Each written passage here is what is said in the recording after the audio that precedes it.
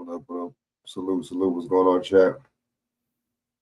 My bad. Going on at 6. You know what I'm saying? My bad. So what's going on with y'all, man? What's good? You know what I'm saying? What is good? What is good? You know what I'm saying? All right. You know what I'm saying? I'm about to share. Hold up, y'all. So let me see. Let me share this out again.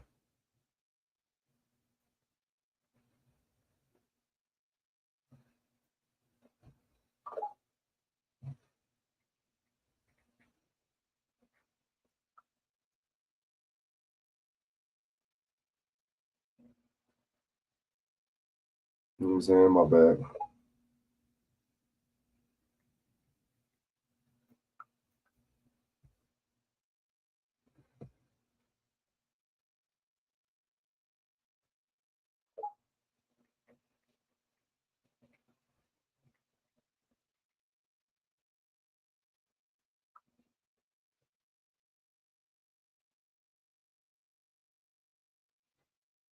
All right.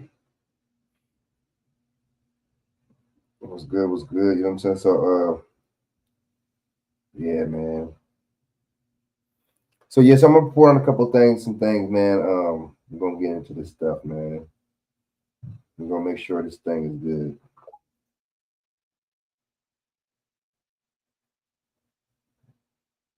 Yeah. All right, so okay, let me share this out, man.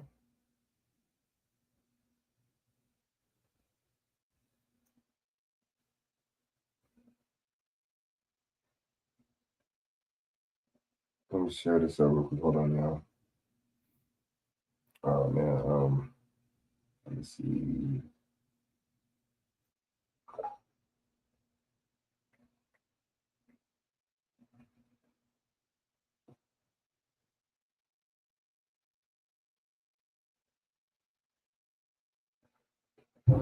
So all right, so let me go in real quick, man.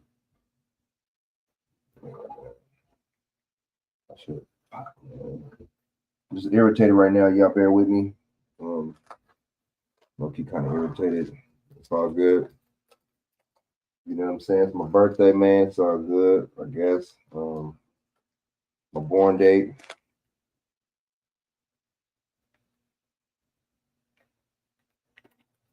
Yeah, man. It's my born date, man. So shit. All right. All right. So let me share this out real quick. You know what I'm saying?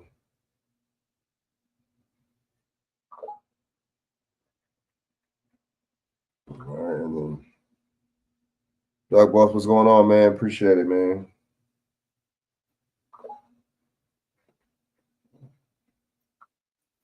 All right.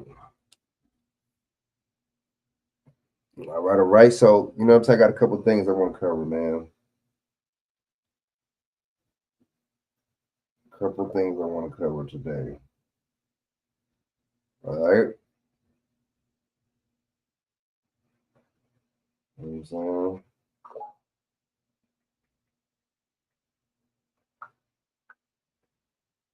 All right. So yeah, so what's good, man? You know what I'm saying? So I got some things I got on the agenda, man. You know what I'm saying? Definitely drop that link right now, man. You know what I'm saying?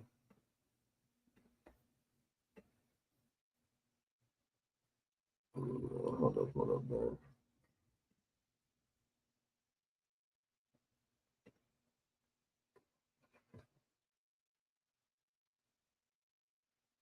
Hold up, man. Hold up.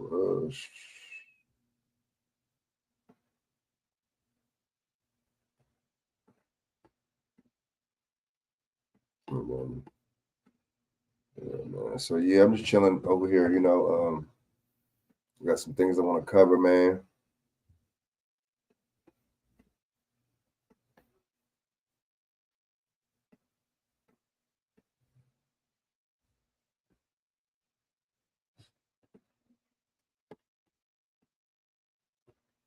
All right. So, yeah, man, I appreciate it, man. So, okay, so I want to get into some of these things. I got some stuff, man. So the first thing we're gonna get into is this DACA thing real quick. Hold on.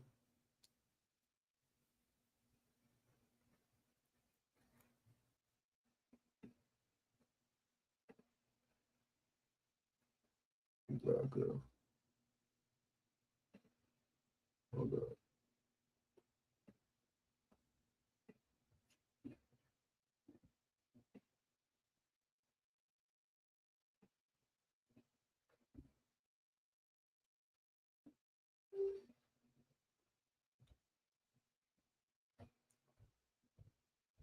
All right, let me see. I got a couple things. So let's go into this, and I want to go into this Puffy at this Jay-Z thing, man. Why is my screen so up?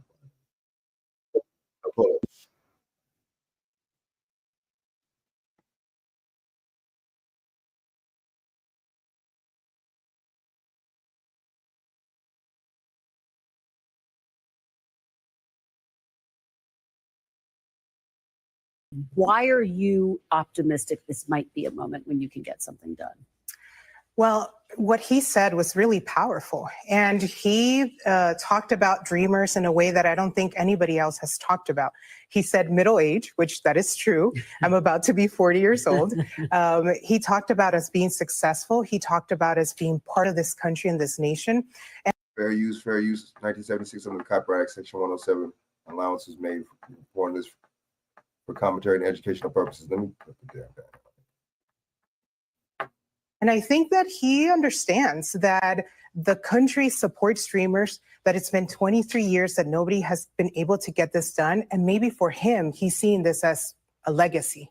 I know that some of you might have decided to vote for Trump as a big middle finger to the Democrats for prioritizing everybody else over black citizens, and that's fine. I don't criticize you for that, but I also made it clear I could never vote for Trump because I didn't see him offering us anything. And also, I don't believe that he would follow through with any of his grandiose promises or even his rhetoric about mass deportations. It would be nice if he actually went through with it, but I'm not giving him credit for things that he didn't do during his first term. He had a track record of going back on the big promises that he makes. So politically speaking, I would only believe it when I saw it.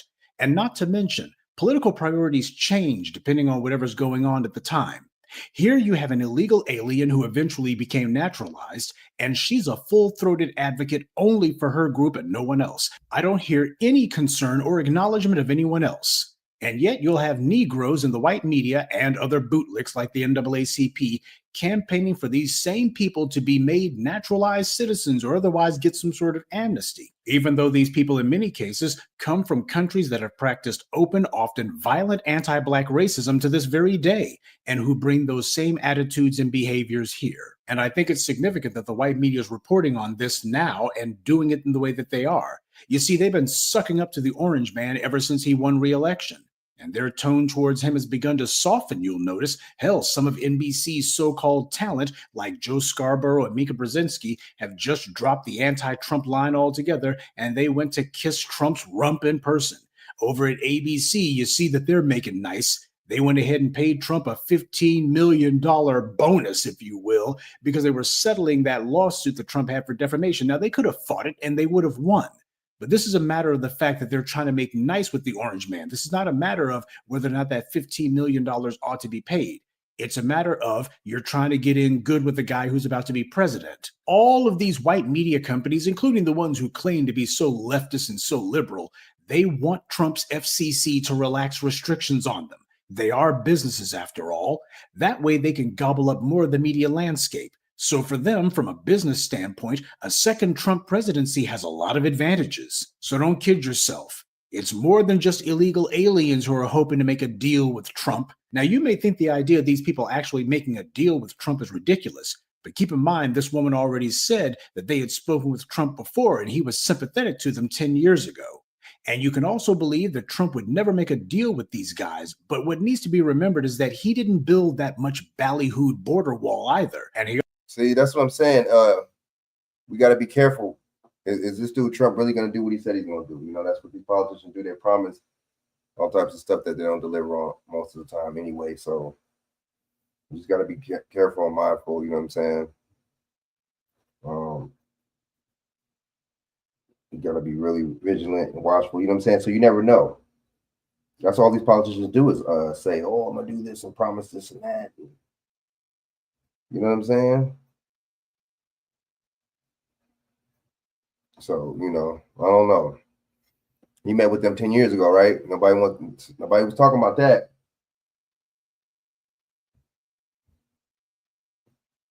He also never cracked down on the employers, landlords, and banks who make billions of dollars off of illegal immigration.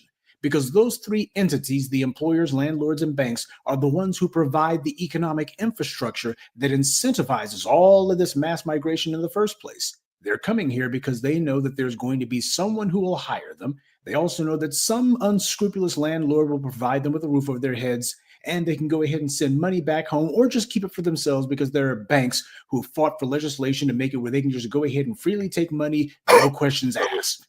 Now understand something. The argument that these so-called dreamers and DACA charity cases are making is not based on race. Do you notice that? They're not making any claims that they're people of color or minority. But see, I think that's why they're doing it, because they know Mexican is not a race, it's a nationality, isn't it? A couple reasons, different reasons why they're doing that. Or whatever. They're dropping that. You notice that? They're making a strictly nationality-based claim. White power has always hazed those who it later makes into subsets of white. This is what it was with Hispanics. They've been classified as quote-unquote white all the way up until Richard Nixon decided to change it. And they've been trying to get that white card back ever since. And for a lot of them, they think they might be on the cusp of reclaiming it. That's why I posted that video a couple of weeks ago talking about whether or not the Black-Brown Alliance was going to be resurrected. And that's because you got a lot of these folk, illegal aliens no less, who understand the rules of racism. As far as they're concerned, they've been here long enough to understand that white power just might go ahead and pretend to offer them a spot if they show their allegiance to anti-Black racism. These white supremacists are making the first major step towards declaring that all of these illegals who have come from anti-Black cultures can get put on the team. And as we've seen on so many occasions, most of them have been campaigning for a place under white supremacy from the very jump. And as this woman herself said, they've listened to how Trump talked about them, and that she and her cohorts had spoken to Trump about this very issue in 2013, and that he was sympathetic to them. That meeting we had with him in 2013, we had a 45-minute discussion. And we shared our story. He asked a lot of questions. And as we were leaving, he said, "You convinced me." So I'm hoping that he remembers that. I heard people that he has mentioned this meeting. And I think deep down inside, he got to hear our stories. And so maybe there will be a little bit of disconnect between what he wants and what his advisors want. And I really hope that he just moves forward with what he said on Sunday. And no, I don't think that's just a bunch of hot air from her or just wishful thinking on her part. I think the reason that she and her pals aren't full on attacking Trump is because she and her cohorts have been made certain assurances that no matter what their public rhetoric may be, they're willing to drop all of it if they can get assurances from the illegals on how they'll behave socially when it comes to Black people. These guys have all kinds of behind the scenes and backdoor conversations with white power. And that's part of the reason why so many of them, even though they're not even legally in the country, yet they make common cause with white supremacy and echo all of their lines. Another thing, you'll also notice how now nobody's coming to these legal aliens and telling them, well, before we can talk about legalizing you guys or any sort of DACA stuff, we have to have a study first. We need a study. We got to have some public hearings. They're not doing that. This isn't about whether white power likes them or not. White power doesn't even like all of the Western Europeans, you know, the ones who are usually talking about when they say white. The Nazis made deals with Imperial Japan, even going so far as to call the Japanese honorary Aryans, though this was a political label, not a racial one. White power looks to see who will be useful to it in the subjugation of Black people, which is the foundation and central pillar of white supremacy. Anti-Black racism is the sine qua non of white power. It is the absolute indispensable factor that must be there no matter what. And this is why you have these brown people from south of the border who are no longer bringing that Latin pride talk or bragging about how the values of their home countries are what built America.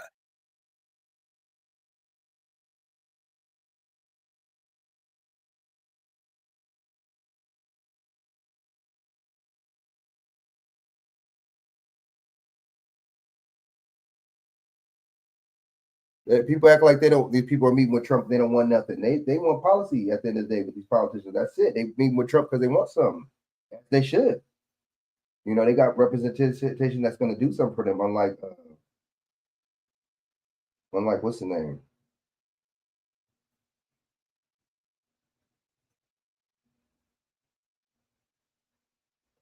You know what I'm saying? Unlike our people, they ain't gonna do nothing for us. Supposed to be, right?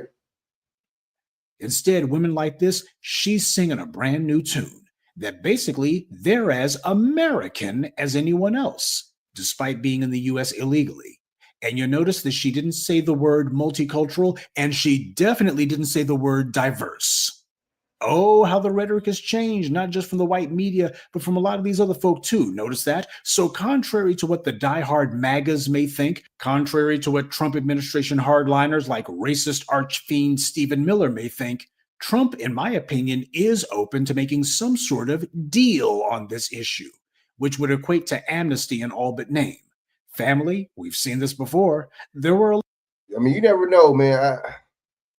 I'm not putting all this hope and interest into Trump anyway, bro. Because politicians lie. That's what they do. I know he's not a politician, signature politician, but still, you just can't put too much hope in prayers in people.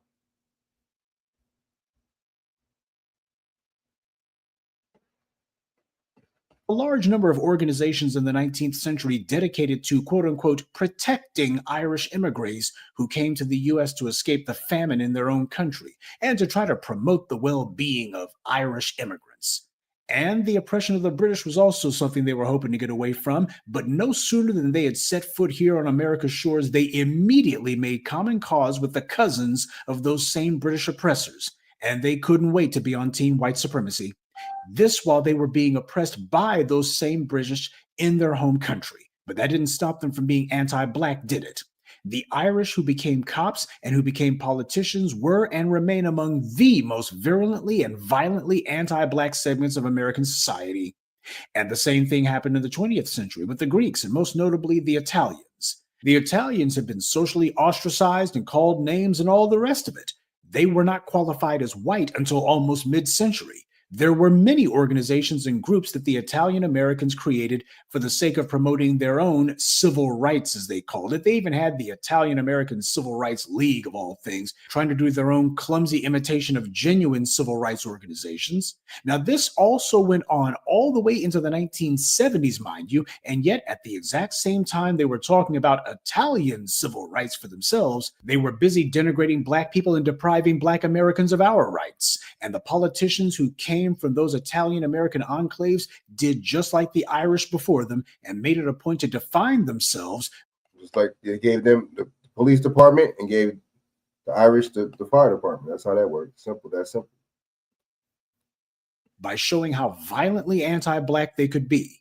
And the same thing goes for the people who came from those former Soviet bloc countries, people like Mika the bigot Brzezinski and others. White power has traditionally pretended to give honorary Aryan status to most groups that it encounters, except for one. There's been one group who has never and can never be classified as honorary white, honorary Aryan, honorary European, or honorary anything, and that's Black people. The very non-white group who these white supremacists have had the most contact with, and yet are the only ones who these white supremacists say are not honorary anything. And all these other groups see this, and they recognize why that is, and they see that as an opportunity for themselves.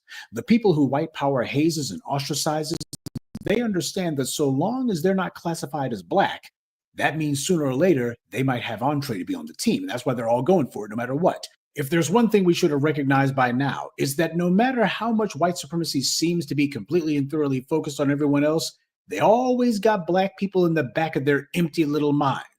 Whatever agenda it is that they're working on, they're always looking and asking themselves, how does this hurt Black people? How can we turn this to hurt Black people? How can we find a way to twist it so that it attacks Black people? Even if it looks like they're focusing solely on those illegal aliens, they're also looking and wondering, but how can we do this in a way that's going to harm Black people? How can we go ahead and make sure that this attacks them somehow? They're always thinking about that. And that's the reason why we've noticed over the decades, they always seem to make these rather strange deals with the very people that they were just fighting with. whether it be with the British or whether it be with the people from Ireland, whether or not it be with people from Japan. They're making deals with these people, or are they coercing with these people? That's what I want to know. What's really good?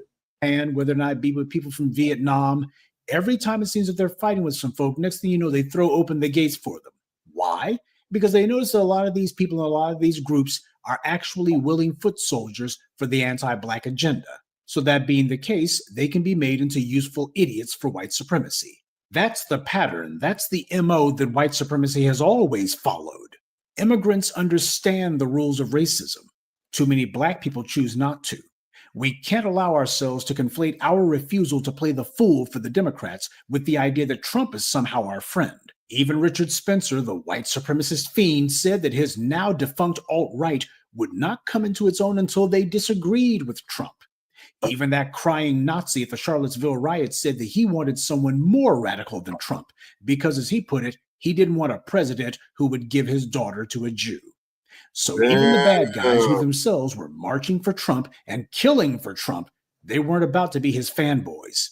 They had their own agenda, and they recognized that regardless of how much they may have liked Trump's rhetoric or that they had enemies in common, that didn't mean that Trump was willing to go as far as they wanted him to. And as far as they were concerned, that was a problem. Politics is about deal making. And no matter what this or that politician may say, the deal they make will ultimately come down to what they think is in their own personal interests.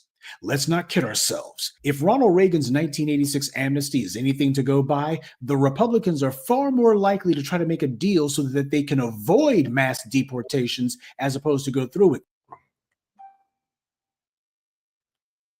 I want to ask you about Dreamers because the president-elect told me he wants to work with Democrats on a deal to protect Dreamers.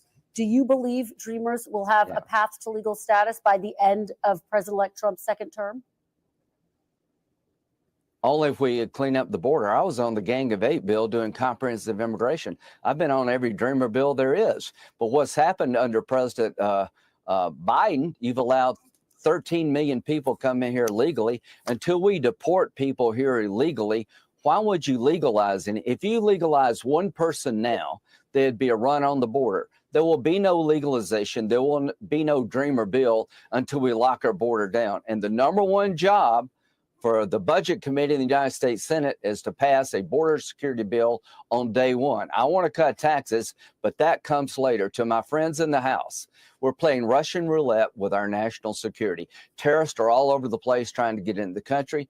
250 people die a day of fentanyl poisoning. What we will do in the Senate is come up with a border bill supported by Stephen Miller and President Trump. I don't care, but they're the ones bringing the damn fentanyl in this country. To lock down the border, create agents to deport people, bed space so they don't have to be released, and finish the wall. That's what we're going to do. If we don't do that first, it's national security malpractice. Secure the border first.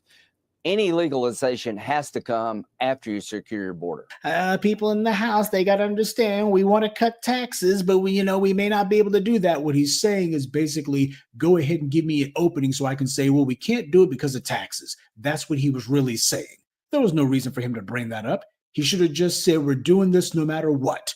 But instead, he's sitting here bringing up taxes. So that's going to be the excuse that gets used later on.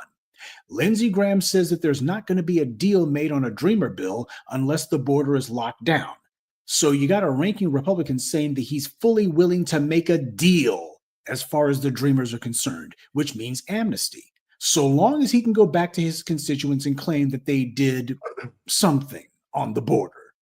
And you can bet your bottom dollar that the moment some do-nothing legislation gets passed and they fund a few more miles of border fence and a handful of additional Border Patrol agents, any talk of mass deportations will quietly go away and the issue will be allowed to die a natural death. Republicans are going to control the entire government next month. They're going to have control of the House, the Senate, the presidency, and the Supreme Court. They are bound by nothing.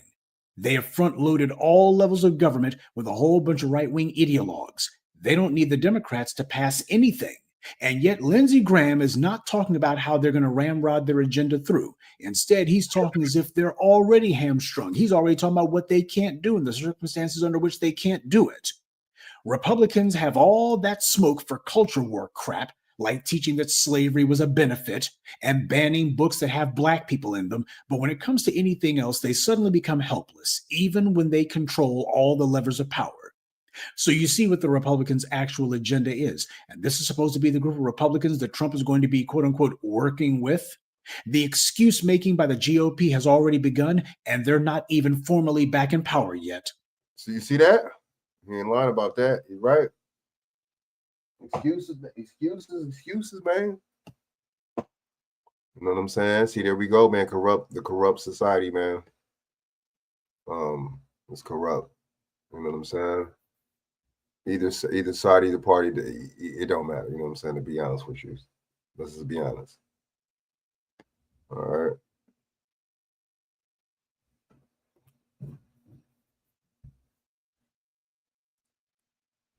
You know what I'm saying? Hold up, y'all.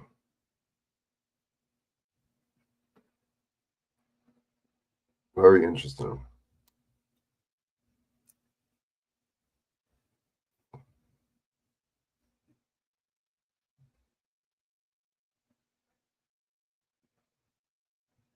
All right.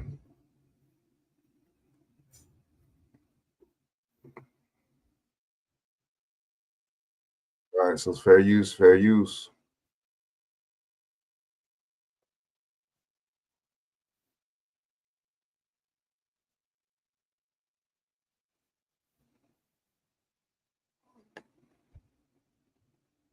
Hold up, man.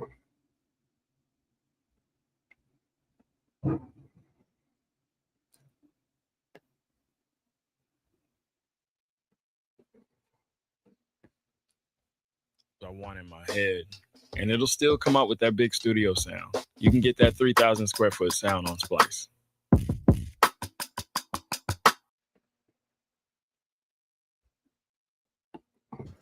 So as you can see right here, we have another contestant on who can hate black people more or loathe them more. And the contestant's name is Linda Catalina. I couldn't tell you who this woman was from a hole in the wall, but I just came across her post on X because someone screenshotted it and posted it up on their page. And this, of course, is coming after the election. This is 4 days later. And she wrote, "Blacks are just mad that Latinos don't want to live in a low vibrational state of fear like they live in. They all want minorities to be stuck in the past like them, hate white people and follow their lead, or else they will turn on you. F that. That's why I've never been an ally." Well, Linda, we've never seen you as or people. Yeah, I'm gonna be honest with you. Let's just keep it 100. Not all Mexican people are. I'm assuming this lady's Mexican, Latin, wherever the fuck. Not all of them are like that. But a lot of them are. Most of them are. So my thing is, you know, you have Mexican friends and stuff. It's all good. You know, whatever the case is. You know what I'm saying, family or whatever. But I just don't rock with a lot of them. I agree with her. I'm not an ally of her. She's not an ally of us. I don't. Some of them are right. You know what I'm saying. But it's just a very small few. Let's just keep it like that. Talking about low vibrational frequency. We fight race. Somebody said something like, no, they didn't say that. I clowned somebody the other day about that. It ain't no low vibrational frequency, nothing. And then you generalize on all black people for one. That's the crazy part about it. You generalize on all black people. That's where you went wrong, right? That's where you're going to sound crazy. And for two, the past what? The past is the future. And guess what? History repeats itself. These policies and stuff that they made in the past, they're repeating and making them now and extending them now.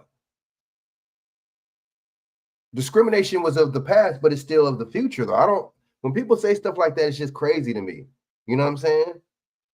But see, they know in places like California out west, they know they have a lot of, they have more pull than they did. You know what I'm saying? They have a lot of influence. They know that they're the majority of America, or not the majority, but they know that they have a lot of numbers here in America, right? So they want to show their butt. But see, I bet you she listens to hip hop. I bet you she twerks. I bet you she listens to Sexy Red. I bet you she listens to all, you know what I'm saying? Be in the black clubs, listen to funk and all this shit. But you want to say this about black people. These are, I mean, I don't understand it. Not all, but I don't understand a lot of these Mexicans, man. They want to talk, you know what I'm saying? And they want to talk about us. Why are we always on your mind? Why are we always the topic of conversation anyway? Guess what? 90%, 95% of black people, Mexicans aren't the topic of conversation for us. We only respond when y'all say and do stupid shit like this on the internet. Why do you got to go to the internet to say this? So, because she knows that a lot of other Mexican people or Latin, whatever, are on code with this and believe the same shit. So, I mean, I don't know, man. I don't know, y'all. We got to start letting this shit slide. I bet you wasn't even a lot of black people was like, whatever. You know what I'm saying? I mean, I can see how you have that stance, but at the same time, sometimes this shit has to get called out.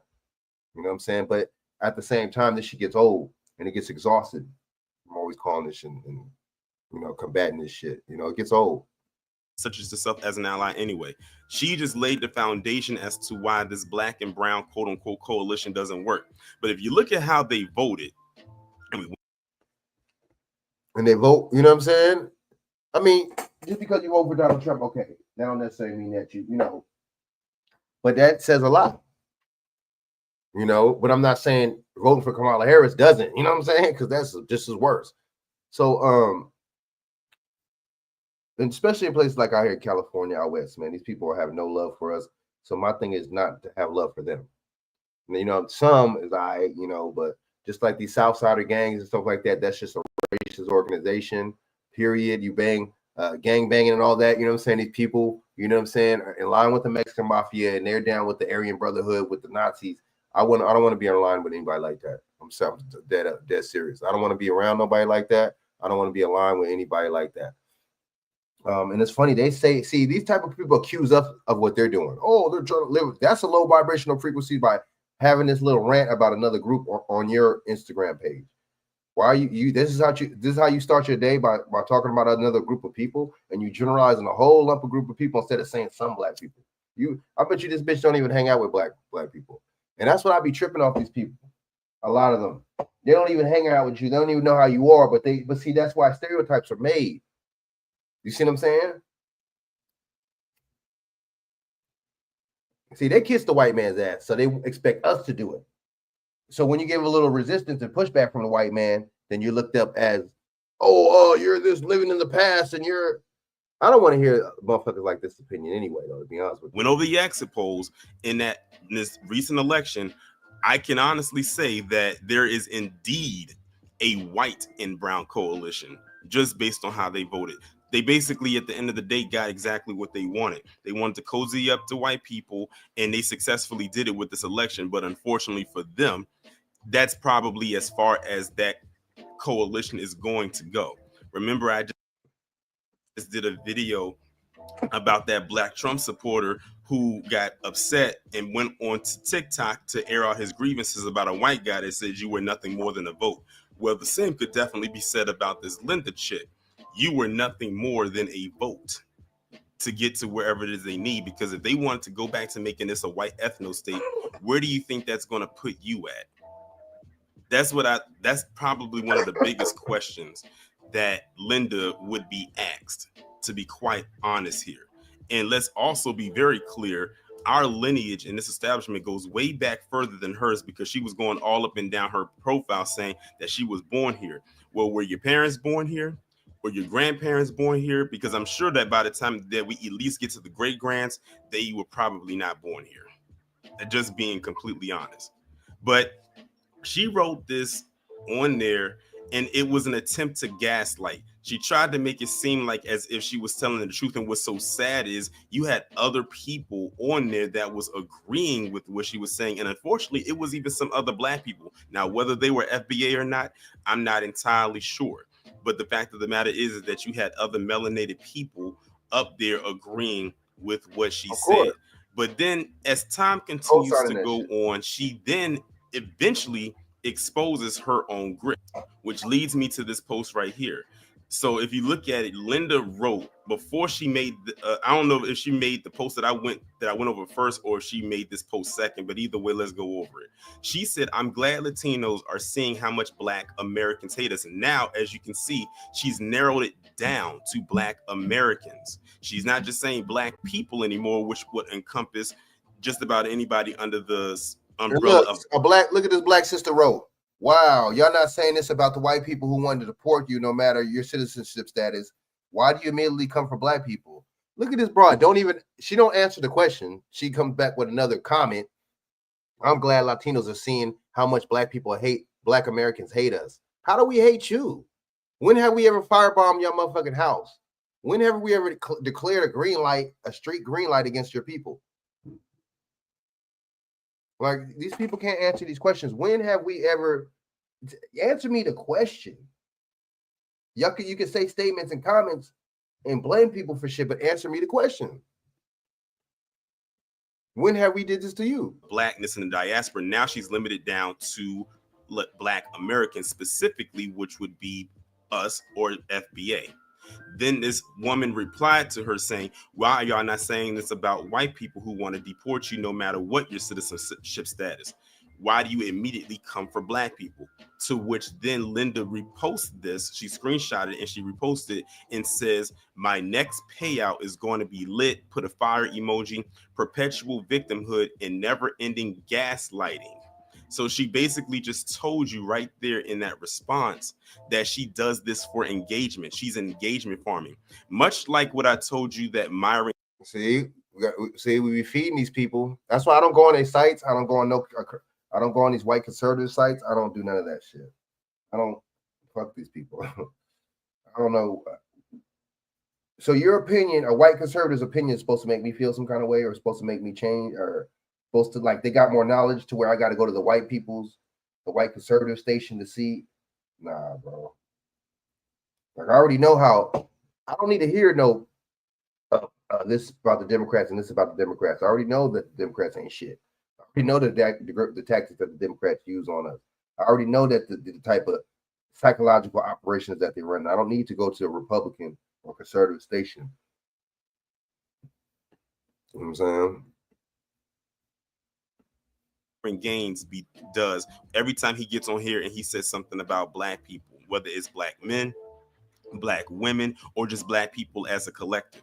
It's all engagement farming, and they notice that they do it on this platform X. They do it on there because that's where most of their engagement tends to come from, because they can't garner it anywhere else. Remember, Fresh and Fit, they got demonetized. They've been demonetized on so many platforms I can't even count. I think Rumble's the only platform now where they can make money. And to show you how weak her platform is, and I'm not talking about on X. Talking about somebody's gaslighting. You didn't really answer the question. You didn't really answer her. Like I said, you answer her question with a comment. How is that? See, them motherfuckers be weak when it comes down to engaging. When you ask them straight up, ask questions of fact, and ask them to engage you, they don't want to engage you, man. I don't know, man. These people weak. One actually kind of like indirectly led me to another platform that she's on, and when you see the numbers, you can see why she does the engagement farming the way that she does on X. So what you see right here is a screenshot of her YouTube channel, like the front part of it, like when you click on it and all of that stuff. She has like 9,100 and something subscribers on her channel. Be sure to pay her a visit, y'all. And no, let me stop. And the last video she posted was 2 months ago, and it only garnered about 280. Town Hall 17 These people are so Clash of fake, Clans and they want to be now like us. available The on both biggest mobile phones, and the PC biggest with Google Play Games. cosplayers. You know what I'm saying? Besides the Africans in the Caribbean. She cannot get higher than that. But then I looked in her popular, and her most highest watched video was like 13,000 views. But guess what? It was from 2 years ago. She cannot gain anything higher than that. And then when you look at her thing, at her title, it says Most Peaceful Latinas. What she talks about on here is a far cry from whatever she posts up there on her X account. Now on her YouTube channel, I was just scrolling down, and nowhere on it did she talk the same way that she does on X, meaning she doesn't say the things that I'm showing you right now as pertains to Black people, specifically Black Americans. She doesn't do the engagement farming. She doesn't do the rage bait or anything like that. She's talking about something completely different, but she can't get the engagement on that, as you can see by these views, and she hasn't posted anything in the last 2 months. But when she's on X, she basically, also what I noticed too is when she's not posting anything about Black people, she doesn't get the engagement either. So what does that tell you? That she has to talk ill in the. What does that tell you about her fans? What does that tell you about these people? People like drama, people like spicy, people like BS. But when you talk about Black people, oh man, they love it. When you talk about us, boy, that's right up their alley, man. They can relate to that. Just saying. All right. Grade black people in order to get views and likes and engagement. What have I told y'all?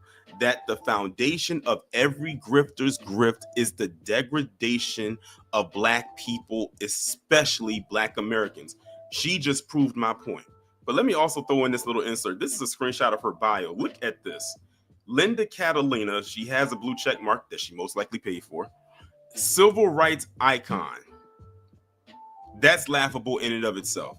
Political and cultural Well, it's not commentary. laughable. It's not laughable because the civil rights movement is now is going to the Latinos, it's going to the gays, it's going to everybody else but so-called black people. It's almost like civil rights don't apply to you now; it applies to everybody else. So, fake broad. Host of the Miss MPIP podcast, or whatever that thing says, 305, Miami's finest Karen. So she's referring to herself as a Karen. Jewelry merchant, hashtag Trump 2024. So, yeah, this woman is a joke in more ways than one. I mean, the fact that she called herself a civil rights icon, that's insane. And then she said Miami's finest Karen. And this woman isn't even white, but she refers to herself as a Karen. Go figure. Now, remember when the black woman had asked her, why doesn't she go at white people about it? And why do you have to come at black people? Well, I'm going to show you two posts in which someone asked her to answer the question and how she chose to respond to it. So here's the first one. You have this person who goes by the name of Coach Stacks on X, says, answer the question as it pertains to the post that you saw before, the bio post that I showed you. She replies with, cry about it. She doesn't have a response to it except to just say, cry about it, because she knows that she responds to it in the way that she should answer the question properly, then it would expose her whole narrative, even though she exposed it herself and saying she's only doing this for a payout, which, to be honest, she's probably not going to get much off of it anyway. Same here. This person says, good for you. Answer the question, though. And she replied back with, cry more. So in one response, when someone asked her to answer the question, they said, cry about it. She said, cry about it.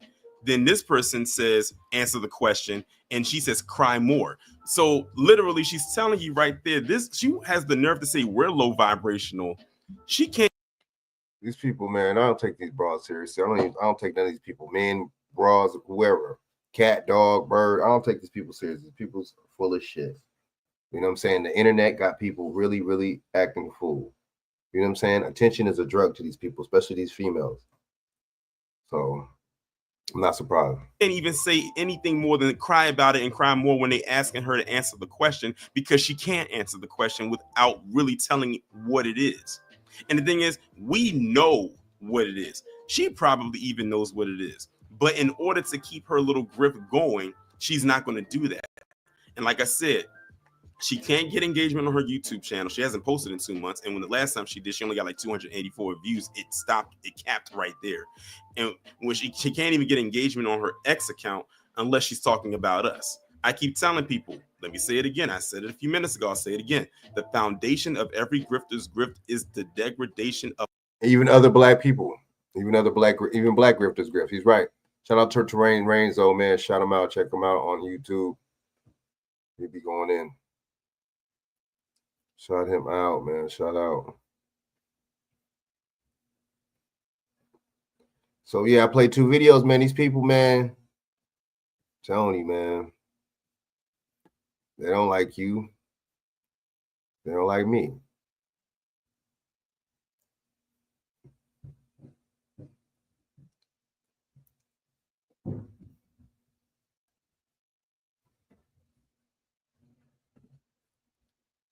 You know what I'm saying? Hold up, let me see.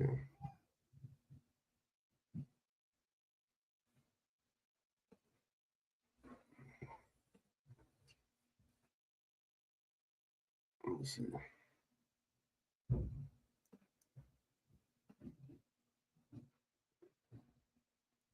All right, so let's get into this. What's the name, man? Let's get into this. What's the name? Uh-oh. This Wisconsin shooting. You know what I'm saying? Excuse me, y'all.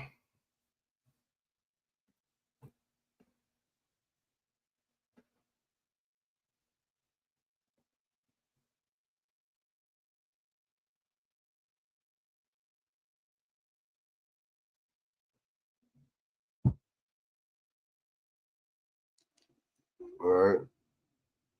What was it? Was I playing? We're gonna wait. Hold on.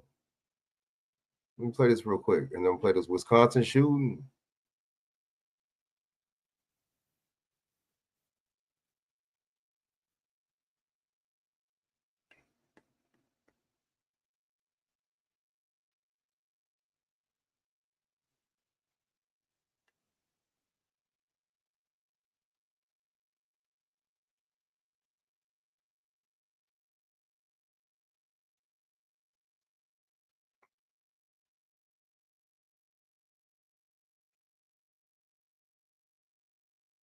On November 11th.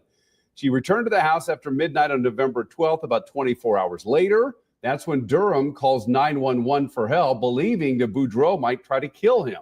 During the police response, he was shot by the same officer who came to the house the day before. Body cam video showing Durham was struggling over a knife with Boudreaux when he was shot and killed by that Metro officer.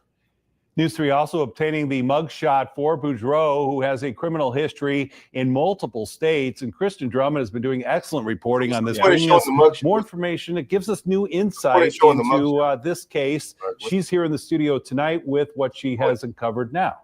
Well, Jim and Dana, these are Boudreaux's, this is Boudreaux's mugshot from one of at least 4 arrests in Florida between 2015 and 2017. She was taken into custody as well in Seattle in August of this year and accused of assault. We've also obtained records about that initial 911 trespass call the day before the police shooting. And we did share with you last night that audio from the 911 call.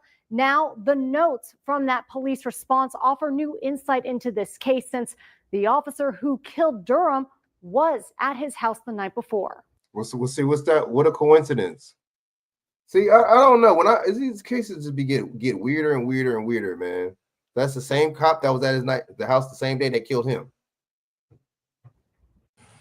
News 3 obtaining records. They don't even show the whole video, from Metro Police. Right, it shows officers responded to 43-year-old Brandon Durham's home about 24 hours before the deadly police shooting, arriving to address a person not leaving his house. The document lists the officers. That includes 26-year-old Alexander Bookman, the same why they just break the door like that? Person who shot and killed Durham the following night inside the house, as seen on body camera video. Hey, drop the knife! Durham died after struggling over a knife with an intruder identified as 31-year-old Alejandra Boudreaux. And I think that the community at large should really be concerned. Attorney Cannon Lambert, he represents the Durham family and questions, did Bookman interact with Durham the night before? That remains unclear from the doc. How do y'all not?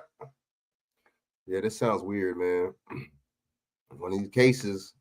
The only significance that goes to the question of whether or not that call was made 24 hours beforehand is the fact that the officers may have been put on notice as to who actually lived at the residence. Are you going to be waiting inside the home for us? Yeah, I'll be on the outside. I don't want to get in any tussle. Durham notifying a 911 operator he would be in his car. He also wanted authorities to cite Boudreaux for trespassing. Notes show she agreed to leave, packed up her things, and called an Uber to the airport. She returned, though, hours later after her ticket was canceled because someone called and said it was purchased with a stolen credit card, according to an arrest report. Surveillance video shows a person suspected to be Boudreaux around the property, smashing windows before entering and prompting the police response that resulted in Durham's death. How did they kill him? Boudreaux, who identifies as a transgender woman, has a criminal history dating back. How did they kill him but not her? Huh? Shaq, man, come on, man. One of these other stories that don't make no sense on purpose. How they kill if the person right here, excuse me, she or the person was an intruder? Why didn't they shoot her? Why they shoot him? So he ended up dead for somebody breaking in his house. I think they was messing around. I don't think the person broke in his house, to be honest with you. That's another story though. Like, huh? How does he end up dead? How does the victim end up dead? The person that lives there. To 2015 in Florida, including domestic violence and trespass. Court documents from Seattle also reveal an arrest on August 12th this year. She's accused of assaulting a bartender. We're in contact with the family every day, and this is an extremely difficult thing. For Lambert, he seeks answers for Durham's family and continues demanding for the arrest of Officer Bookman. What information is missing that would warrant or would not warrant an arrest? The district attorney's office says it plans to wait for Metro Police to finish their internal investigation before determining criminal charges for the officers. What? What is their finished investigation on? You shot the wrong person. How you going? If this person right here was the intruder, why would the person that lived there end up dead? And then they said the person came to his house, the cop came to his house the night before on another call. Like, man, come on, man. You guys are making, they make the conspiracies. And then they wonder why you think it's a conspiracy theory. Wow. Shaq, what up, man? What's good? What's good?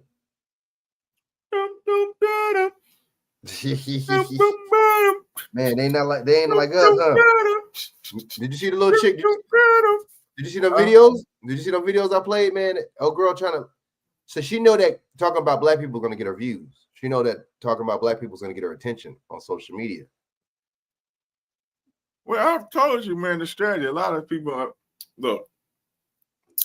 don't care how educated they claim they are, they know for sure one thing that'll get a rise out of people is talking about black issues. Facts. They're lazy. To me, it's actually lazy because they know that's what they can fall back on, the comfort zone.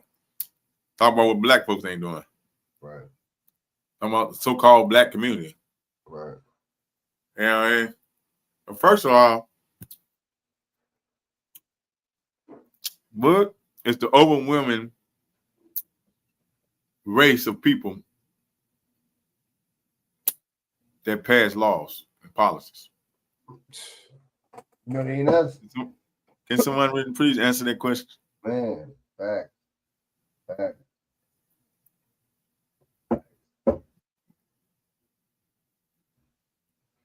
Brilliant question. What's the overwhelming race of people in this country that get away with crimes?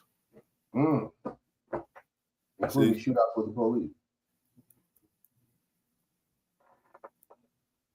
They underreport.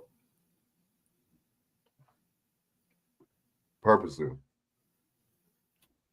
Yeah. That's a good point. We're not saying we don't commit crimes and shit, of course. Thing is, if we all supposed to be countrymen and women of this country, alleged, then we should get prosecuted, represented.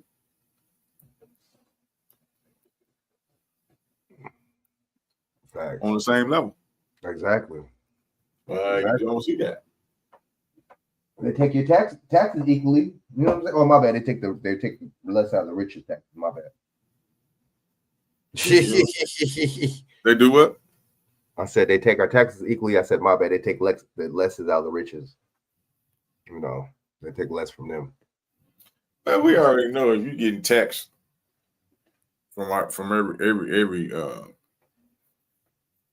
every angle, baby. Every angle, you getting taxed from every angle.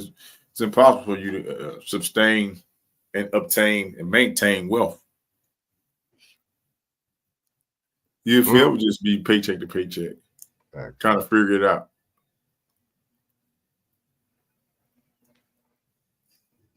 That's a good point. And that's how they want to keep you. They want to keep you broke. They want to keep you poor. They want to keep you stressed out.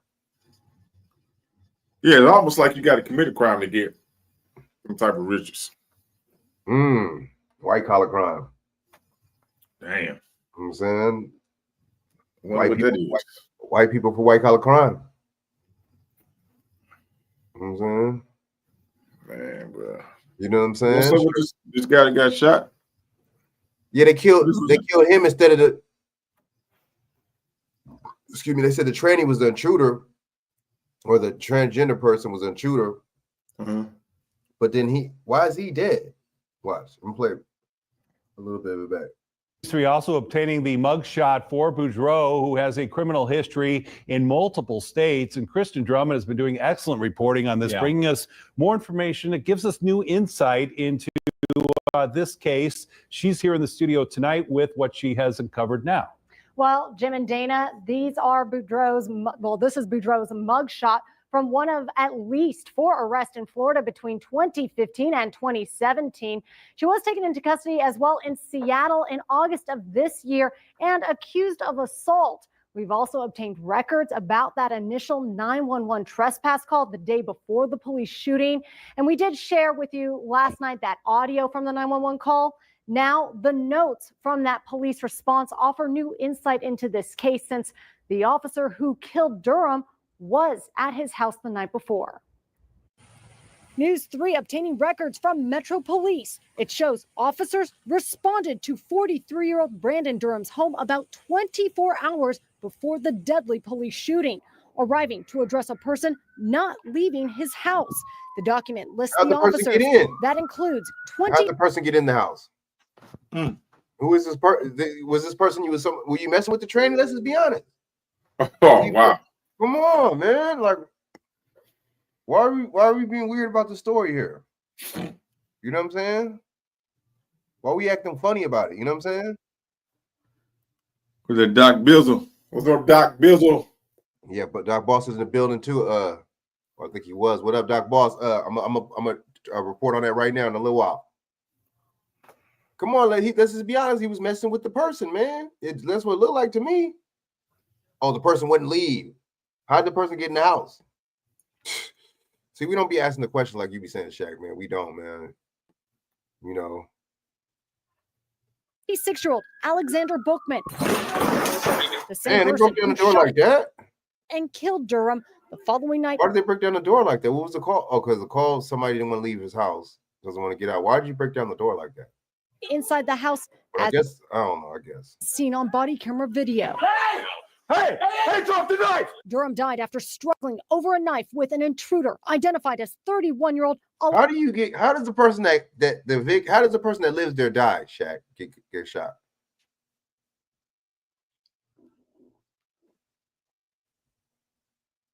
Does that make any sense, Shaq? Is that the video right now? Do you see how they stop it? They don't play the whole thing like always. Why? How the person that lived there get shot and killed? The person lived there. Didn't they say they was wrestling knife with him from right? Yeah, but it's like, huh? How do you not shoot the suspect? But I guess maybe they didn't know. I guess they wouldn't know who the suspect was. Right. That's what I was thinking. That's what I was going to say right now. I guess weird situation, man. Right. But it's just like. I think that the community at large should really be concerned. Attorney Cannon Lambert, he represents the Durham family and questions, did Bookman interact with Durham the night before? That remains unclear from the document. The only significance that goes to the question of whether or not that call was made 24 hours beforehand is the fact that the officers may have been put on notice as to who actually lived at the residence. Are you going to be waiting inside the home for us? Yeah, I'll be on the outside. I don't want to get in any tussle. Durham notifying. And then he ended up getting into a tussle with the person. That's kind of suspicious, Shaq. What do you think? Oh man. Why did he say he don't want to get into a tussle and then he ended up getting in a tussle with the person? And why is he saying he's going to be outside when the person, if you trying to get somebody, why would you be outside if you can't get the person out? If you try to get rid of somebody in your house, why would you be waiting outside? Does that make any sense, Shaq? That don't make no sense, huh? Why would you say, I'm going to be outside if you can't get rid of somebody inside your house? Does that make sense? That's just like me tussling and the person won't leave my house. And then they're like, where are you going to be at? Oh, I'm going to be outside. How are you going to be outside with the motherfucker?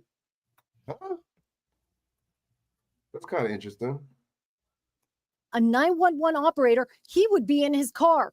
He also wanted authorities to cite Boudreaux for trespassing.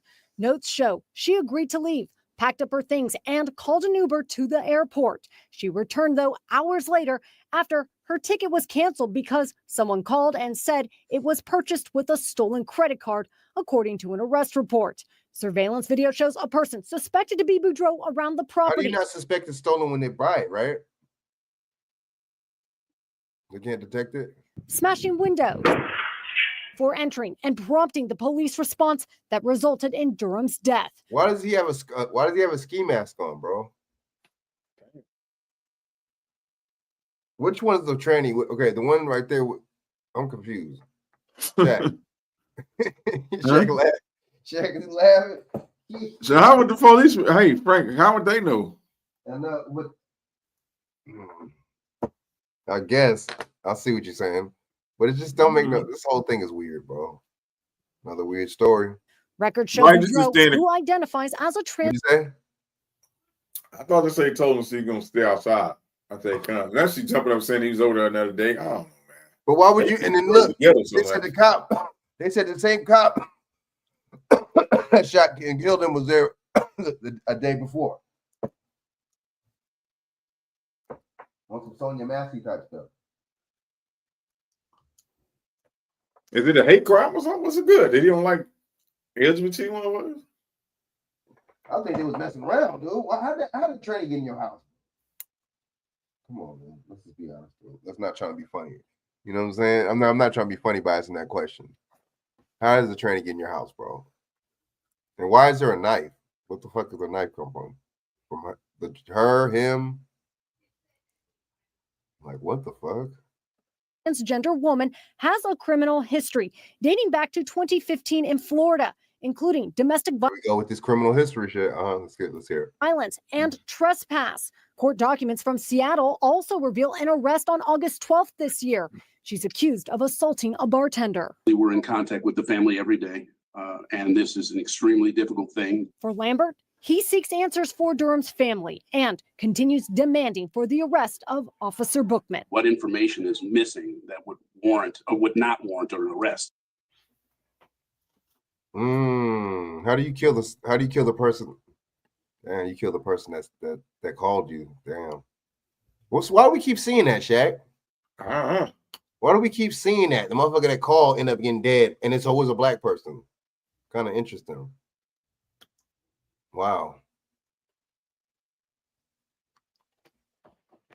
These mugs, boy, I tell you. These mugs ain't no joke, Shaq. They ain't no joke, man. You know what I'm saying? All right, let me get into this Wisconsin shooting. Massive school shooting. Here we go with these shootings again. Mass shooting check.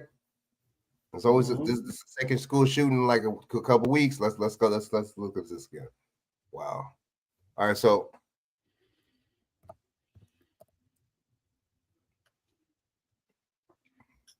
all right, let's do 5 and then let's do this. All right, fair use. 1976 on the Copyright Act Section 107.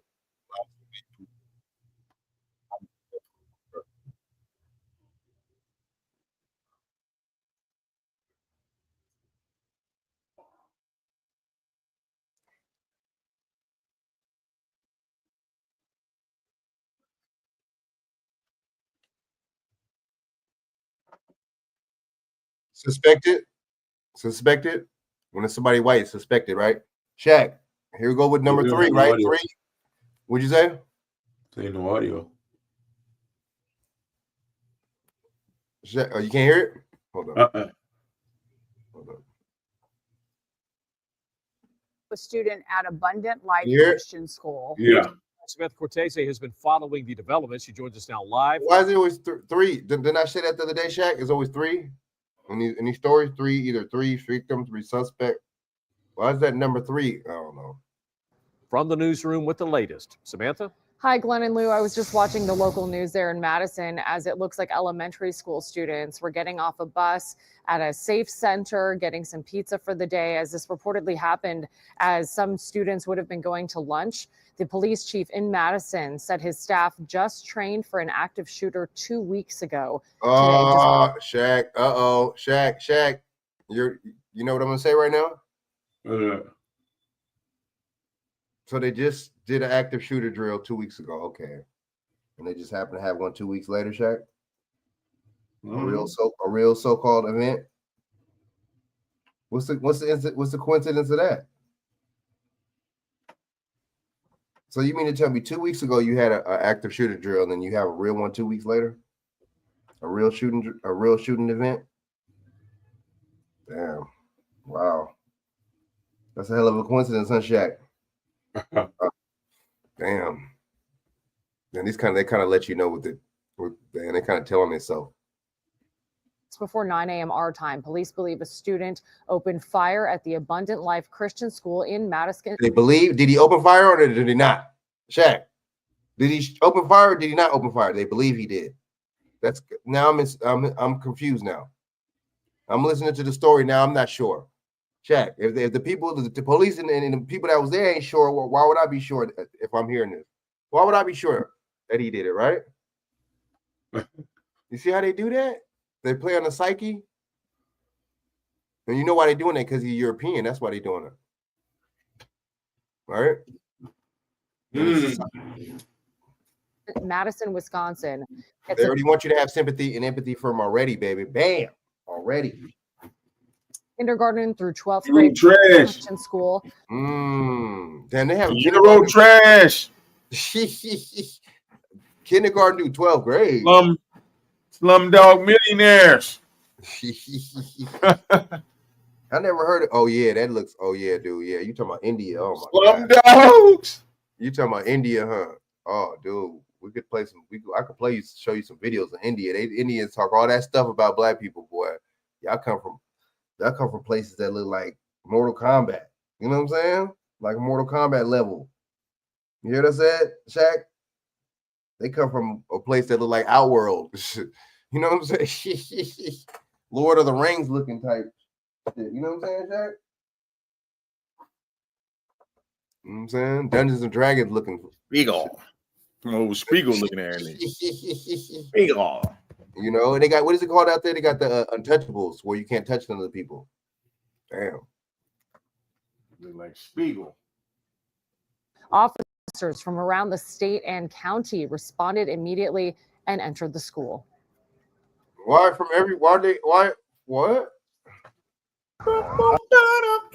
Officers located a juvenile who they believe was responsible for this deceased in the building. They believe the juvenile is responsible. They believe. Was he responsible or not, Shaq? Was it him or was it not him? Additionally, the officers began administering life-saving efforts to anyone who was wounded and making sure that those persons were transported. As of right now, 3 people are reported dead, including the shooter. Three, Shaq? So, okay, the shooter, who shot the shooter? Was it the police that shot the shooter? I'm confused. And then talking about we believe he was a juvenile. Of course he's a juvenile. If you know you shot him. If you Shaq, if you know this dude is dead, you just shot. You don't know. You didn't know he was a kid. One of those people is under the age of 18, according to police. 6 others were injured. The University of Wisconsin Health Hospital reports treating those patients. Authorities say so 3-6, Shaq? Is it safe to say 3-6? Is it safe to say that? 3-6 Mafia, baby. 666. Did they just give us those numbers or no? They said they gave you 3 that are dead, and they gave you 6 victims. So that's 3-6, right? 666. I don't know. 6 Mafia. You better believe it. victims are suffering minor to life-threatening injuries. Police did not report on the age, gender, or motive of the shooter. Gender. Shaq, they already telling you. Oh man, they telling you a lot right there, dude. They didn't report on the gender. Why not? Is it supposed to be a trainee or something? Or you see, Shaq? Why not? You're not gonna say who it was? These people, boy. They don't. It's not. I'm not surprised, man.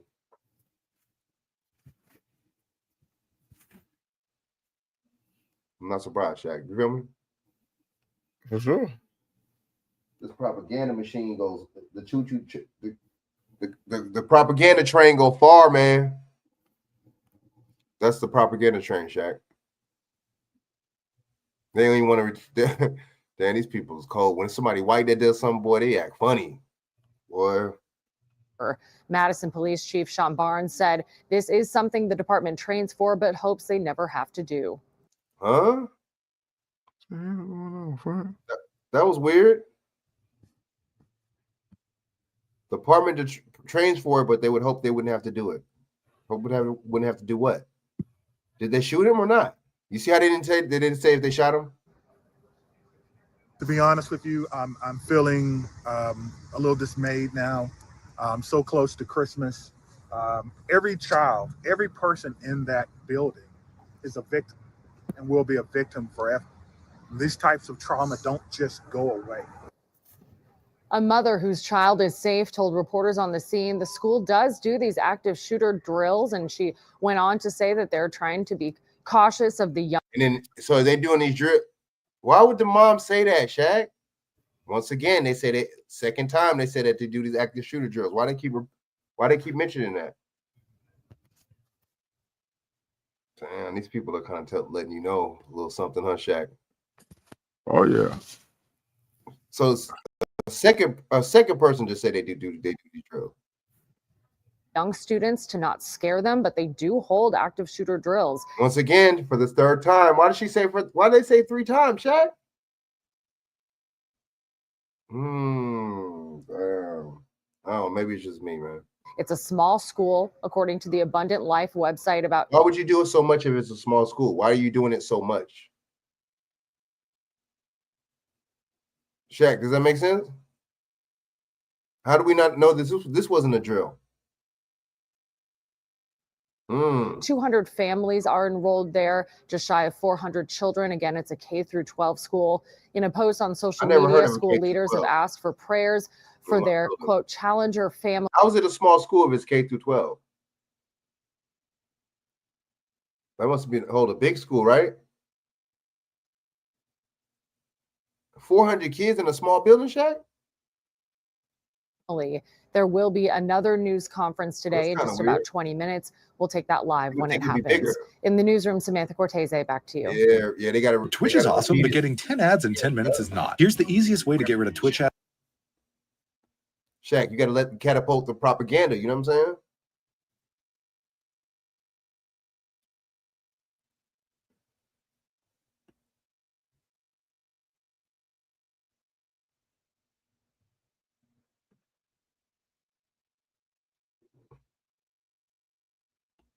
Hold on.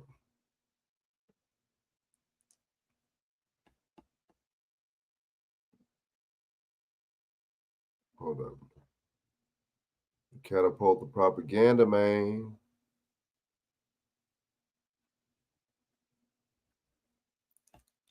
Catapult the bullshit. Hold up.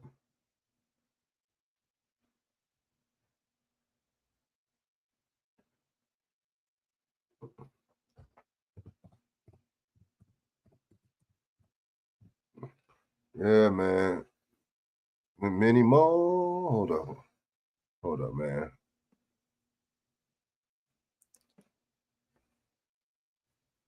Shaq, it's like catapult the propaganda, you know what I'm saying?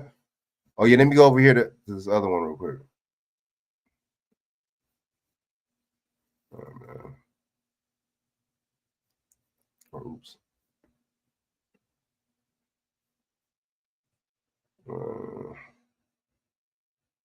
I don't want to do no update. Oh, now Trump is talking about it? Oh, no. I'll get into that right now. All right, one more. Let's play this one more video, man.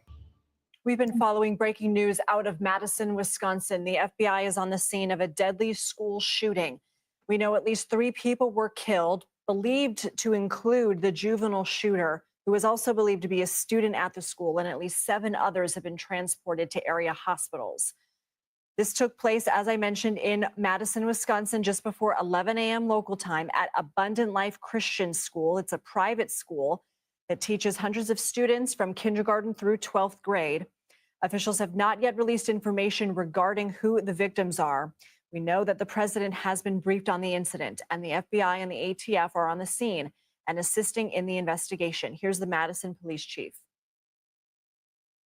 Today, around 10:57 a.m., our officers were responding to a call of an active shooter at the Abundant Life Christian School here in Madison. When officers arrived, they found multiple victims suffering from gunshot wounds. We train on this almost quarterly. The last time we trained on this as commanders was approximately 2 weeks ago. The protocols are simple. Stop the killing, stop the dying, find out who's doing this. And the officers did that, and they did that adamantly.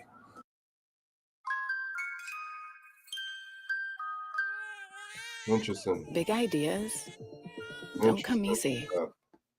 This is still a very active situation. People are being asked to avoid the area. In the last hour, police said they had already conducted a secondary search of the school, and they're working on a third search with bomb dogs.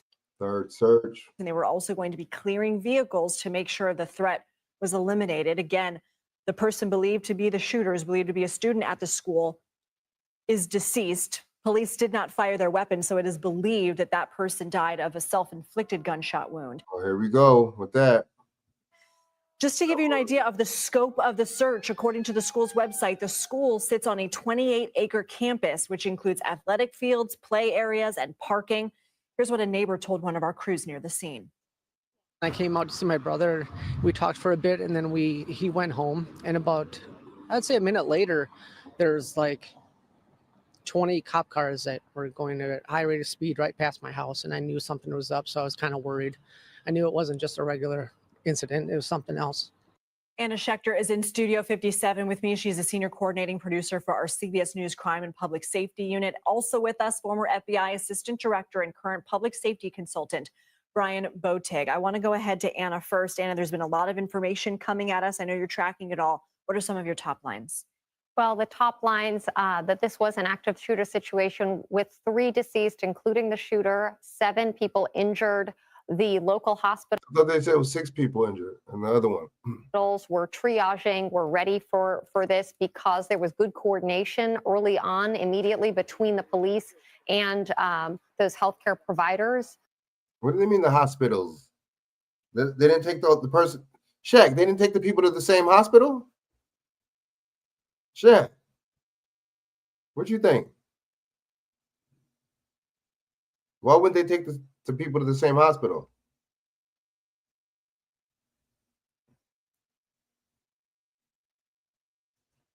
No, that's kind of weird. But we still don't know anything about the shooter and the profile. I know. How do you, Shaq? They said they don't know nothing about the shooter, but they said the shooter went to the school. How does that make any sense?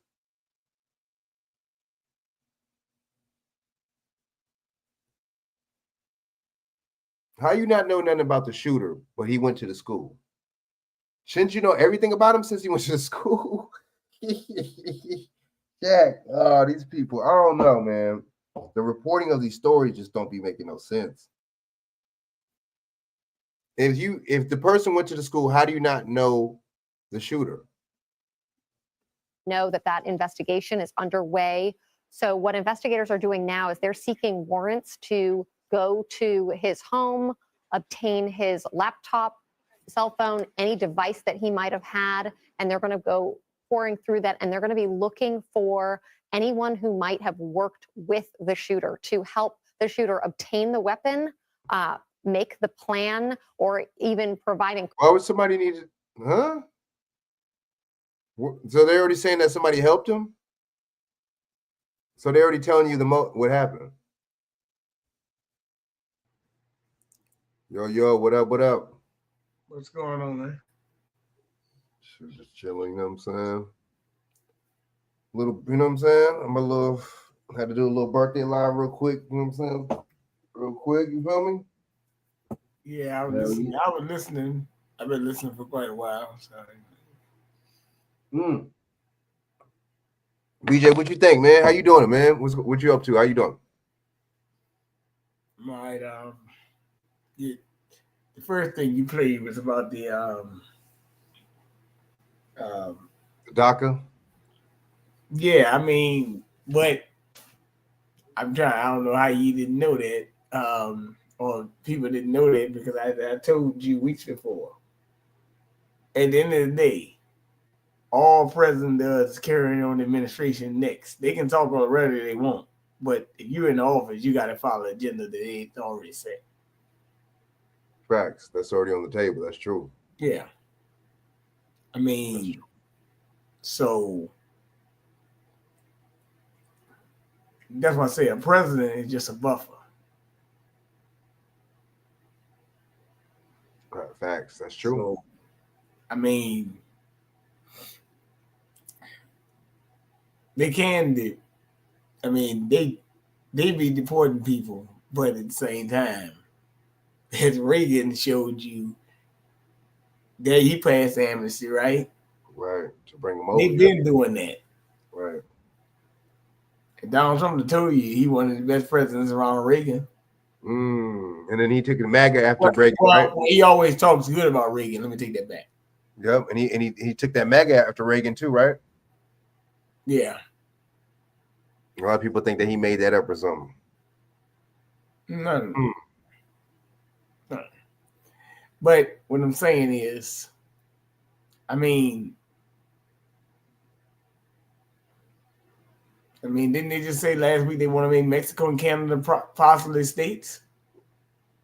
Right.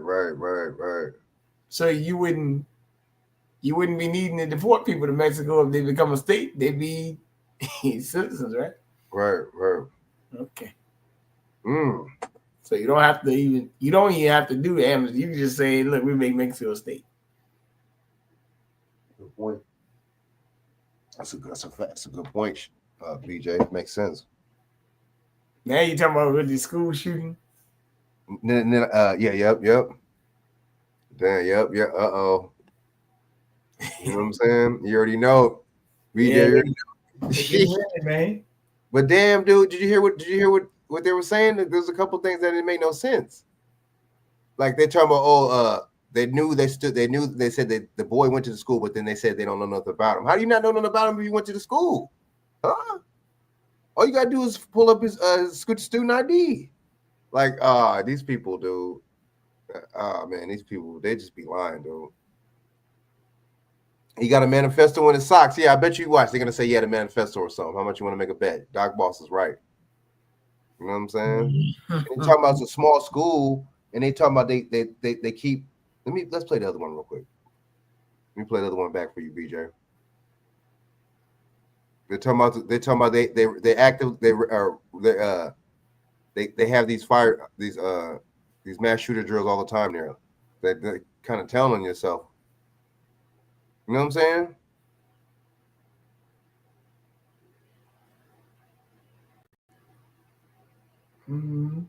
Hold up.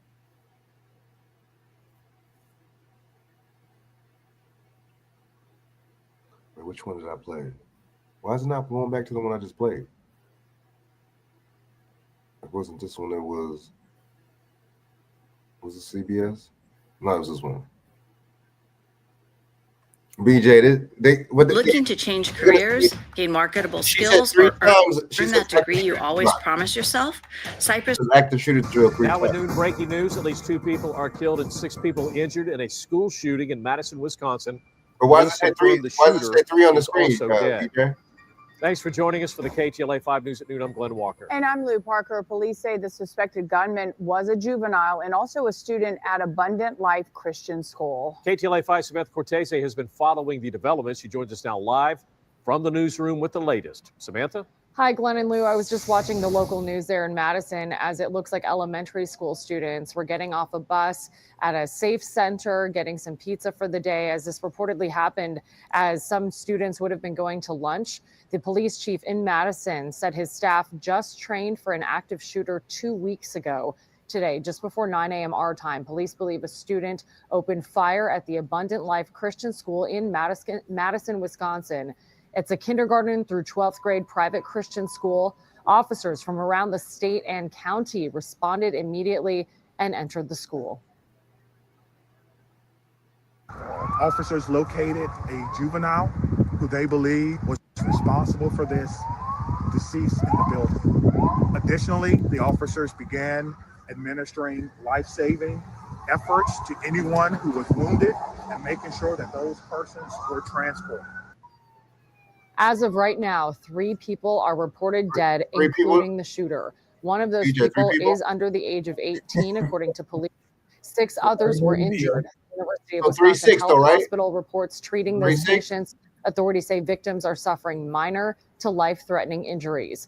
Police did not report on the age, gender, or motive of the shooter. Why not? So they're trying to say it's a tranny or something? Was it with a female? Was it a female? Why not saying? Why not giving the gender? Why are you not going to give the age?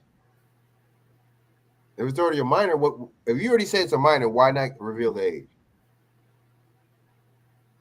You're not going to give this person identity. It's weird.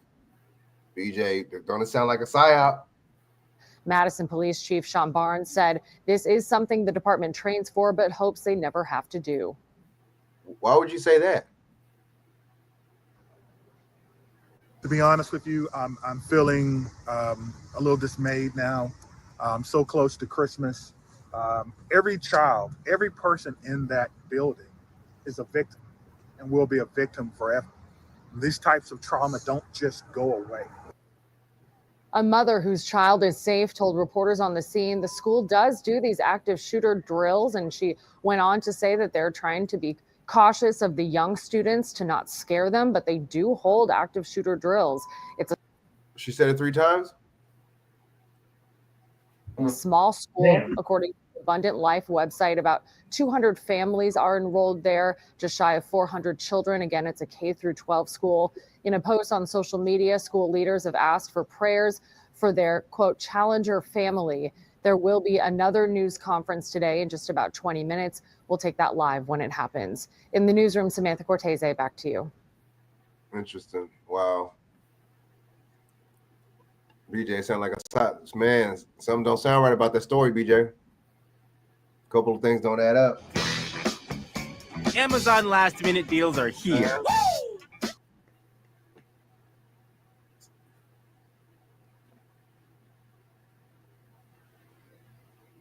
So right before what's the name?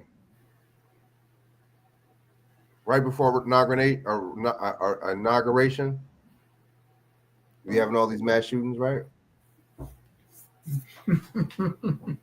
You're right. You know what I'm saying? What's up with that? All right, hold on. Hold on.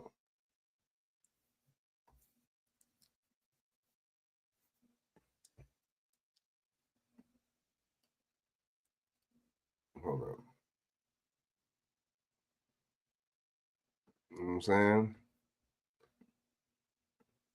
BJ, what it look like to you? That look kind of weird, huh?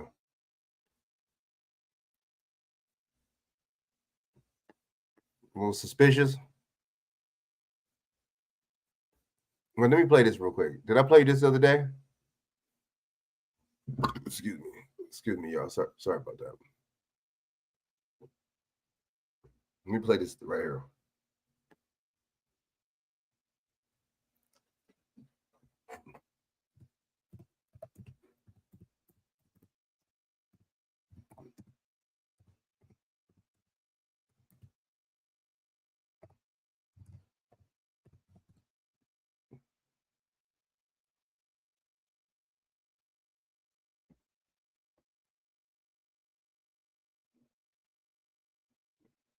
They said he responded. We're gonna play this too.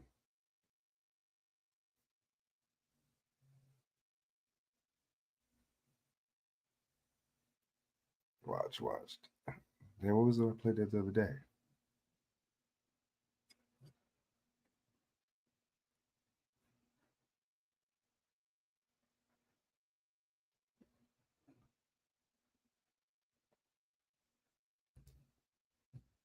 Damn, hold on.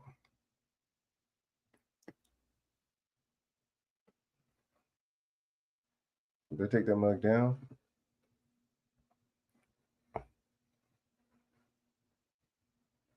It was CBS that did it. Hold up, man.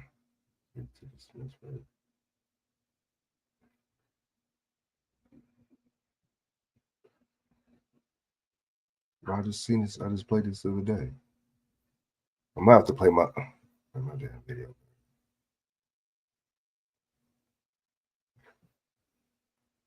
Did you play that the other day on yours where the chick was talking, and then they was just showing her shadow? Did you play that? No, I didn't play that. Yeah, that's what I'm trying to find it right now.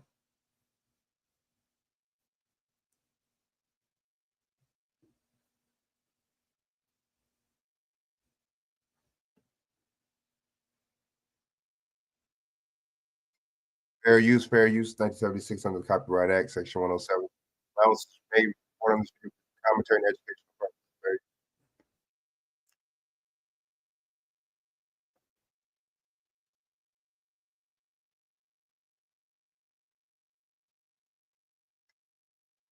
Why'd they play that music like that? Been through. I'm Why the quiet music? long enough about what I've been through.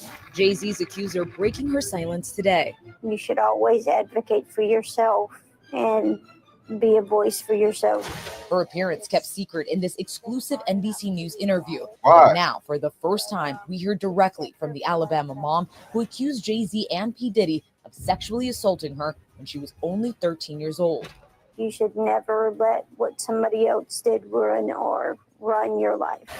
Detailing the night in question, she claims Diddy's driver took her to a VMA's after party. Who told me that I was exactly what Diddy was looking for? What did you think when he said that to you?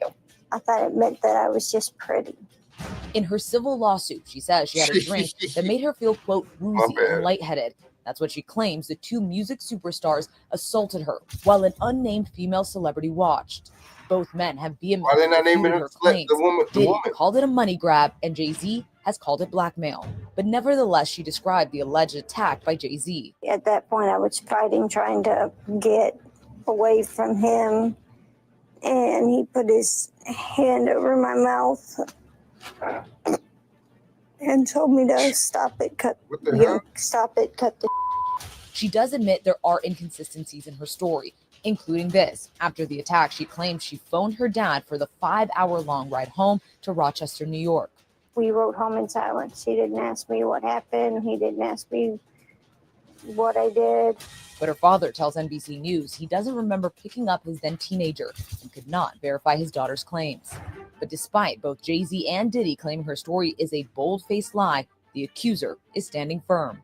I'm scared of what could happen, but I'm more afraid of letting it eat me alive from the inside out than I am of being chastised by their fans.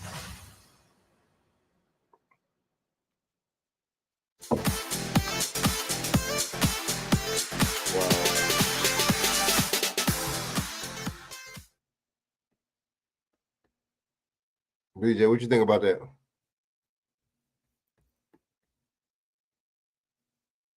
BJ. I just look at it like, it is what it is, man. But this is like, you think that, I mean, for one, she looked like she sounded like she's from like Kentucky or something. You know what I'm saying? She looked like, from the silhouette, she looks kind of big. You know what I'm saying? Let's just be honest.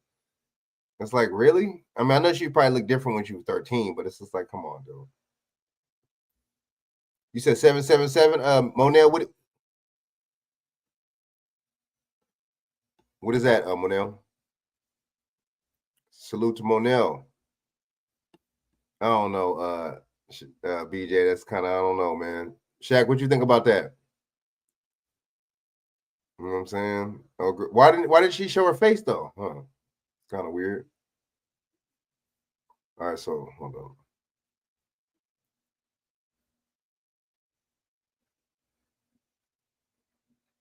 Hold up.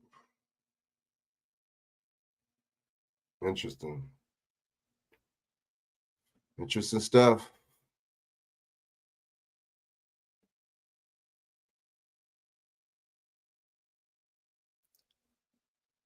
Interesting stuff, bro. Oh man. All right, so let me see. Hold on. Oh my bad. I was gonna play the what's name real quick. Let me play a little bit of this Professor Black Truth real quick, man. You know what I'm saying?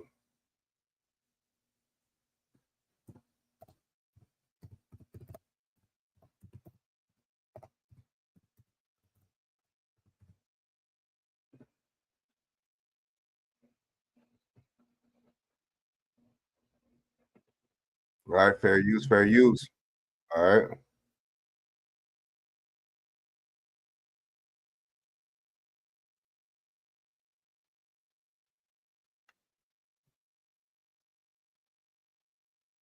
Sexually assaulting her. She's also changed her civil complaint and is now claiming that Jay-Z assaulted her too. She says that this happened at some party back in 2000 when she was allegedly 13 years old. Apparently it was some after party at the VMA Awards.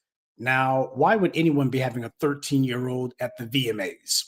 And why did this woman wait nearly 25 years before she said anything? Me Too was 7 years ago, but as we all know, this is the failed wannabe video vixen's retirement plan these days. Not all, but a disproportionate number of these women, especially the ones that you see in the media running around claiming that this or this actor, this or that so-called singer, entertainer, celebrity did something to them. Most of these women happen to be a bunch of MAWs, model, actresses, whatevers. And these are women whose careers, such as they were, didn't go anywhere or didn't become what they thought they would. So this is the fallback plan. I'm just going to go ahead and accuse this guy of something and try to cash in on his money. Now, of course, the white media, they're just recycling the same accusations that were made against Cosby. When you find something that's worked, or at least you think worked, then you stick with it. It's been that way since the nonstop smear campaign against Michael Jackson back in the 90s. Michael was totally innocent. But once a black man showed that he would pay money to make these unproven allegations go away, that kicked off a feeding frenzy, and we still see it today. As Brother Tariq said, we're all one big nigger to them. So is this just another smear job that the white media is only too happy to help promote for the sake of shaking down a black celebrity?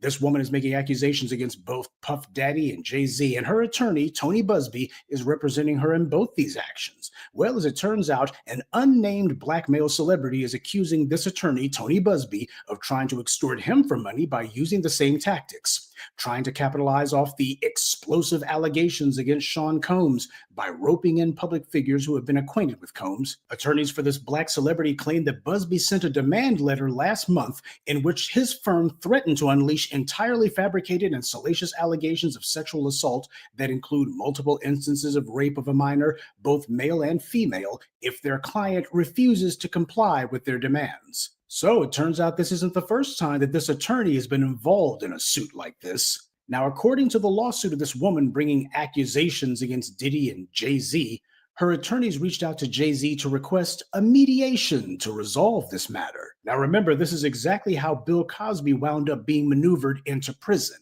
When he had that civil case brought against him, he initially refused to answer any questions because he knew that the prosecutors would try to take anything that he said and twist it into some sort of half-brained grounds for a prosecutorial case. Now, the prosecutor in that case, who was different from the one who actually went after him in court, that guy understood that there really were no grounds for a criminal trial at all.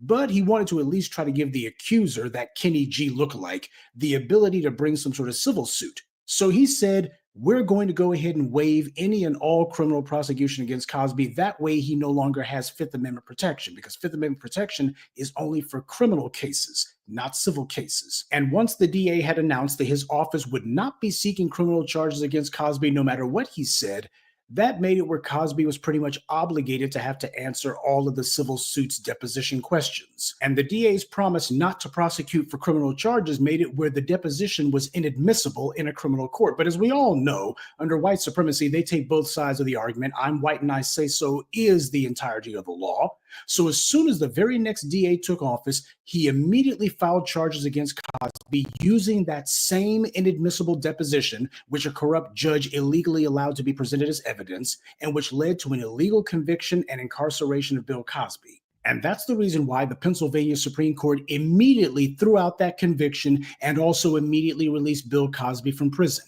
He never should have been there in the first place. But this is the reason why these civil cases are actually gateways to criminal prosecution, because that's how they're used against Black defendants. Now, I do give Jay-Z credit for one thing. He's put out a statement saying that if these accusations are true, how come the accuser isn't filing a criminal complaint? And he's right. He's daring this person to try to make a criminal case against him. In other words, daring them to go to the police and file a report, then see if there's any DA who will actually try to take it to trial. But in this case, I believe Jay-Z, not because I think he's for Black empowerment. He's not. He and Beyonce fall in the same category as Barack and Michelle Obama, a bunch of self-interested simpletons. This is the problem with allowing people to lob lawsuits from behind a shield of anonymity. This isn't about safety. This is about being able to throw a rock and hide your hands. The Constitution says that a defendant has the right to confront their accusers. That's the Sixth Amendment. And yet we have an entire class of accusers who are categorically shielded from being confronted, questioned, or anything else. And a disproportionate number of them make accusations against Black men. This has been going on since lynchings. All of these lynchings were some anonymous white woman who claimed that some Black person did something. He looked at me, etc., etc. Those are the first rape shield laws to protect the targeting and selective harming of Black people on some white woman's accusation. And we still see it today.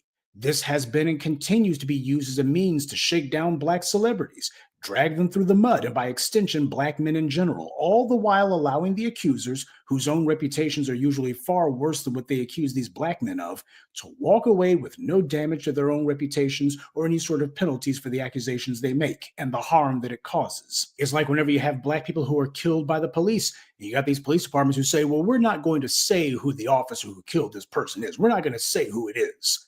How is the public supposed to know who the hell it is? Or how to avoid these killers who are roaming amongst them? But that's the entire point, to allow them to commit crimes with impunity and then blame the victim. Now, it ought to make sense that the white media doesn't report on these accusations unless and until they can name both the accuser and the accused, right? This is a grown woman making these accusations, and she claims that this alleged assault happened 24 years ago at a party in 2000. So today she would be about 38 years old. Notice how it's these women who are no longer the young teeny boppers who are the main ones throwing these kind of suits. They don't do it when they're young and getting all that attention. They only discover their need to file lawsuits when the phone stops ringing, when they're not getting lit into the clubs ahead of everybody else anymore. They got crow's feet and laugh lines, and those first few gray hairs have started sprouting in. Yeah, when you're not Miss Hot Thang anymore, then it's time to see if you can cash in other ways. And there's always some bottom-feeding, ambulance-chasing clown to help them do it. By the way, when I read that the accuser's lawsuit against Jay-Z and Diddy is based out of Texas, at first I started wondering, gee, is this Sleaze merit? Keep in mind, Sleaze had been representing one of R. Kelly's accusers, and Sleaze infamously ran around saying that there's a rape culture among Black men in America. So it's understandable that someone would wonder if maybe these accusations against Diddy and Jay-Z were coming from the same person. Now, as of this recording, the accuser, who has been giving interviews with the white media, who they say is a 38-year-old white woman from Alabama, and she's doing the Believe All Women line, she has not come forward, no matter what the white media claims. NBC was giving an anonymous interview to this woman. That's not coming forward at all. It's the equivalent of giving a phone interview anonymously. You can only come forward if you do so publicly. But it seems that Jay-Z was prescient with his denials, because the main reason this woman seemed to be coming forward, quote unquote, to talk to the white media anonymously is because her story has all sorts of holes in it and she's trying to do damage. Many holes in it. See, that's the thing. And see, my thing is, when these females get caught lying on people and lying on these dudes and defaming their character and you know what I'm saying, and just messing up their character like that, when they do that, my question is, how come will they get prosecuted for doing that? Will they get flagged for doing that? That's my question. Where's the blowback? You know what I'm saying, for defaming somebody's character like that and lying on somebody? Well, I tell you, it's a double standard, man. Society.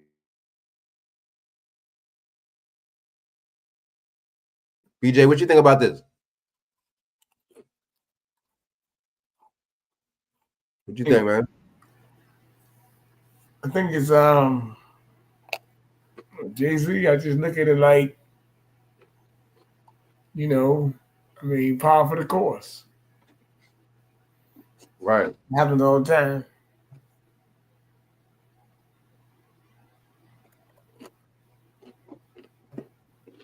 Yeah, because now all of a sudden,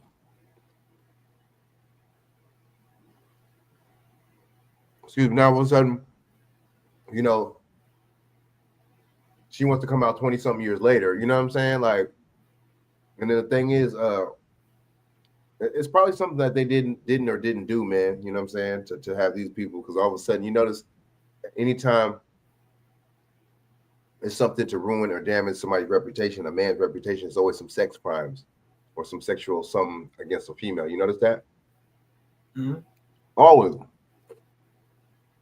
80% of the time. You know what I'm saying? 80% of the time, man. You know what I'm saying?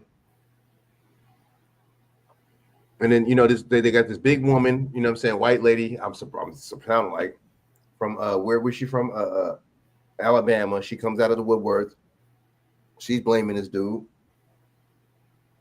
You see what I'm saying? All of a sudden. My thing is, I don't know. She just don't look, I don't know. It just does, it don't. And see, all these inconsistencies let you know that she's lying. So once she gets caught lying like she is, what is going to happen? Because her credibility is shot. You see what I'm saying? Control.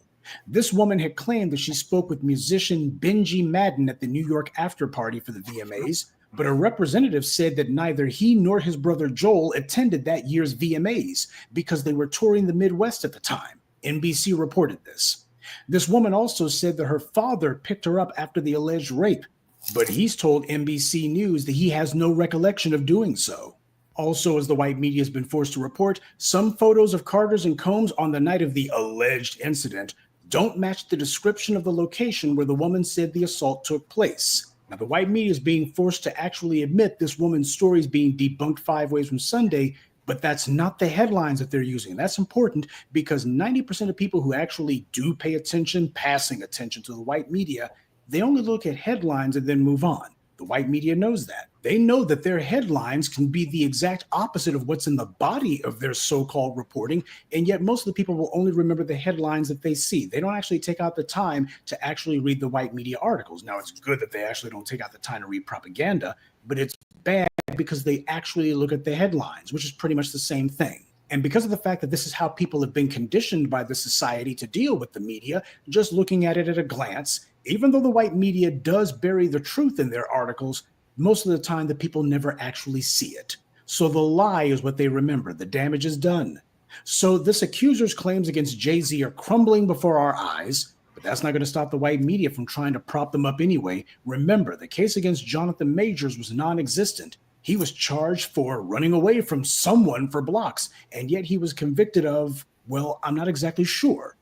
Now, these are totally unsubstantiated claims that this woman's making. Even her own father doesn't back her up on it. That's how you know she ain't got a case. Nonetheless, Nothing But Caucasians, or the Nazi bigot company, talks as if these accusations were still basically true, asking questions like, is any part of you scared speaking out against such powerful people? There we go with that particular bit of propaganda again. This is what Kamal Dumbbell did, propping up that white media lie. If you're a black man, you're a powerful man, so powerful. Bill Cosby didn't have no real power. As far as Jay-Z and Puff Daddy go, what kind of power do these men have? Seriously. They only have the power to agree with whatever really powerful white man is right in front of them. And that's what they actually do. And the reason that they do that is to set up what it is the dominant society really wants to do, which is to strip these black men of whatever wealth or any sort of stature or standing that they have. Because the white media never asks these kind of questions when black people are standing up to the police or white politicians. Instead, they take the police's line when they know it's total lies. Now, all that aside, I'd like to give some free legal advice to Jay-Z in particular. If he thinks that this means that they're going to stop gunning for him, he's wrong. They took down Kanye, Cosby, R. Kelly, and they're working on Diddy. Clearly, the white powers that be have a list that they're working their way through, and the black media's been telling you about this for decades. Black celebrities live in a bubble, though, and there's no getting them out of it because that's where they want to be. Jay-Z thought that being on the cover of Forbes with Warren Buffett meant that he was seen as being on the same level as a white man. He thought he was being validated by white power. That's how you had this fool run around talking about chess moves and such. I have never rocked with, rolled with, or been cool with the likes of a Jay-Z. He's a totally self-interested chump. The white media, however, uses clowns like him as proxies for the black community in general, and that's the reason why we at least need to say something about what it is that we're seeing. Not advocating for anyone, but at least speak to the truth of what's really going on. Now, some of you may see some of his rap lyrics as being quotable, and that's fine. A stopped clock is right about twice a day, but little do these clowns, these black celebrities realize that the joke is on them. Speaking of which, white society loves a cruel prank, especially one that takes a long time to pay off. That's the reason why the cruel pranks that the white society loves the most are almost all about some unsuspecting mark who they let pretend to be friends with them, and that person thinks that they've been accepted, and then they let them go on thinking they were liked when in reality their friends couldn't stand them and couldn't wait for the other shoe to drop. You've no doubt heard that white youth are the main ones who buy rap records, a dubious claim at best, but it is true that they certainly listen to it a lot. Well, how many white kids have you seen bumping Bad Boys records or playing R. Kelly's greatest hits over the decades? And all of them were playing Jay-Z's Big Pimpin', and yet all it took was one white media headline about an accusation with no proof at all, mind you, and those same white youth couldn't wait to jump on the he did it bandwagon. See, if these were white men who these accusations were made against, we would either see the white media giving some sort of half-hearted defense of them, or more than likely just ignoring it altogether and be treated as a footnote, not worthy of front page anything. And all of these white youth out here, they would be rushing to the rescue to defend their idols. But these are just some black guys, regardless of their alleged fame or celebrity. So whatever negative is said about them must be true on some.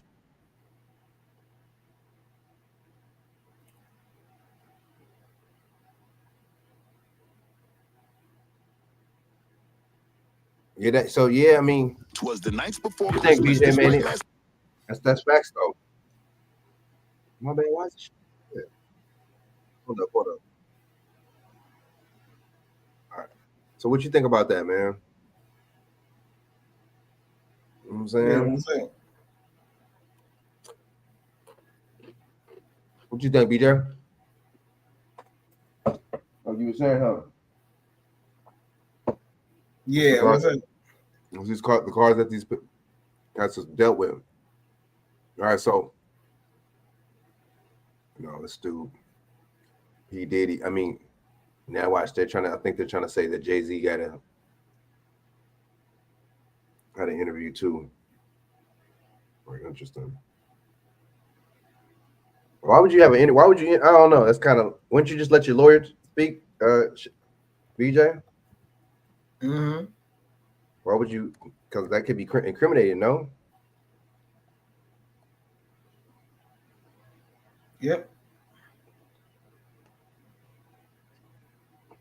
Wait, no, this is a little interview. Sits down. Or did he not talk to anybody?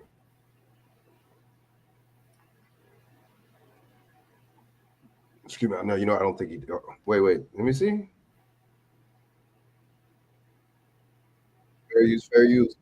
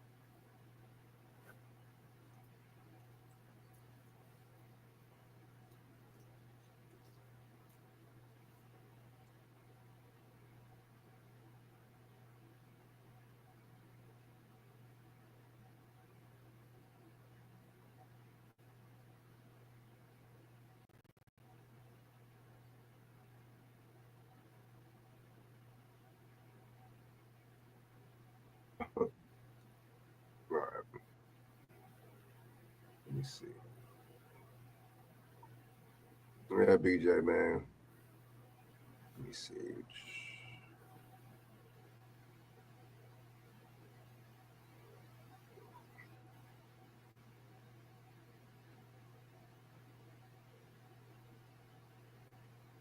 Missing nuclear package sparks major search after very dangerous radioactive container vanishes on its way to Spanish airport. Interesting. Hunt is underway last night. Missing radioactive package which failed to arrive at Madrid's Barras airport. Nuclear Safety Council sounded an alarm yesterday evening over the transport package. Radioactive sources of very dangerous category 2. Cesium 75. Local reports CSN has sent team of inspectors in the airport to waiting for more information. Interesting. Check. BJ, what you think about that? You heard about that? Yeah, I heard about it. What you think about it, man?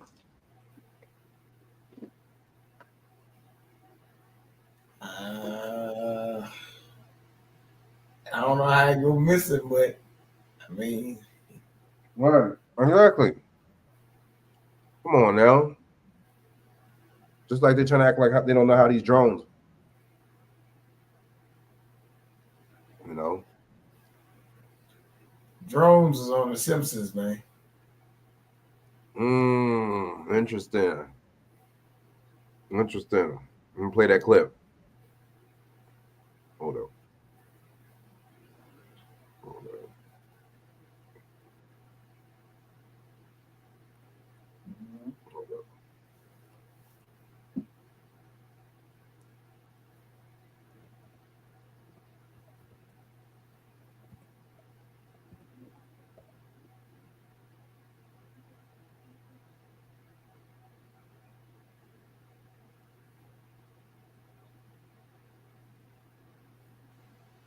Damn it. Why is it not?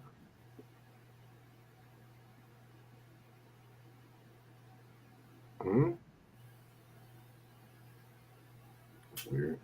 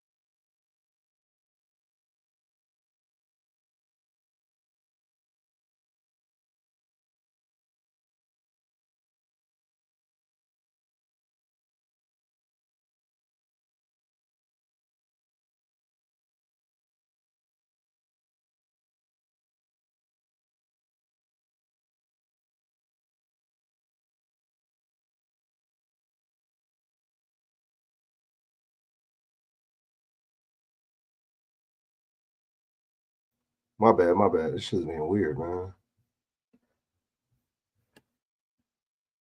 Okay, let me exit out of this one. That's why it should be weird like that. All right, my bad.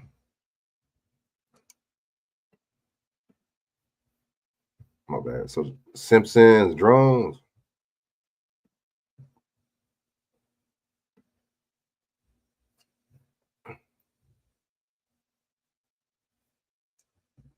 Is this episode right? Yeah, I don't. You think BJ?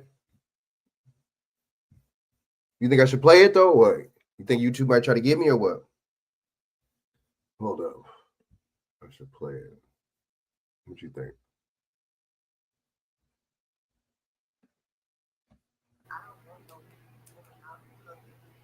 Hey. Yeah. I don't know. You think I should try to play it or what? You think they should? Damn. Yeah, it could. I don't know. So you said The Simpsons. Damn. See? Interesting. Yeah, I see it right here too. I'm gonna say so. So hey, you got anything else you want me to pull up and shit or what? Nah, man. Nah, I was just about to tell you, yeah, man. I've been up all day. I just came on, they sent me the link. But I'm about to go to sleep anyway. I gotta get up early, so. All right, for sure, man. Good luck for coming on, man. Shout out to the info, you know what I mean? Yeah, KingBJmedia.com, Bernard Johnson, Facebook, Bernard 1120 on Instagram, 1987 BJ on Twitter, and something else. Yeah. Oh yeah, but that's it. Yeah, man, just take your time, man. All right, for sure, man. Good luck for coming on, man. You know what I mean? Yes, sir. Take your time. Word. Okay, so let me see. Right here.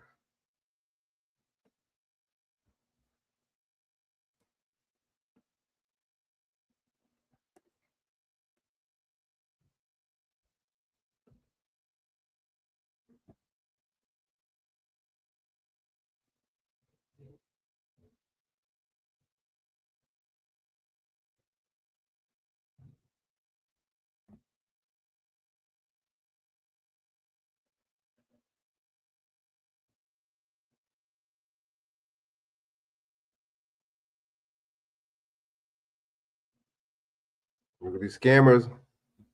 Like Shaq say, scammer alert. I'm gonna play this real quick. Alert. You know what I mean?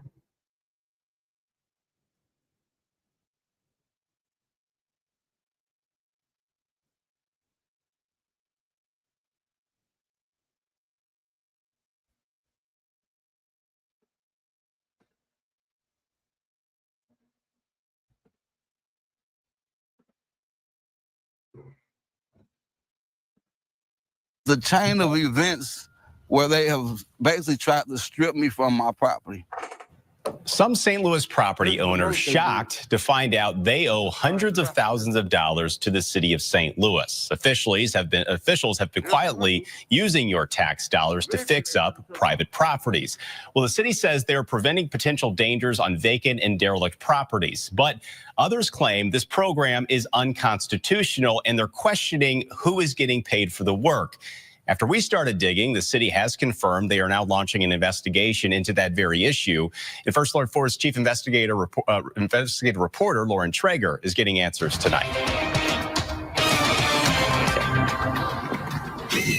At this old car repair shop in North St. Louis, a drill's the tool you need.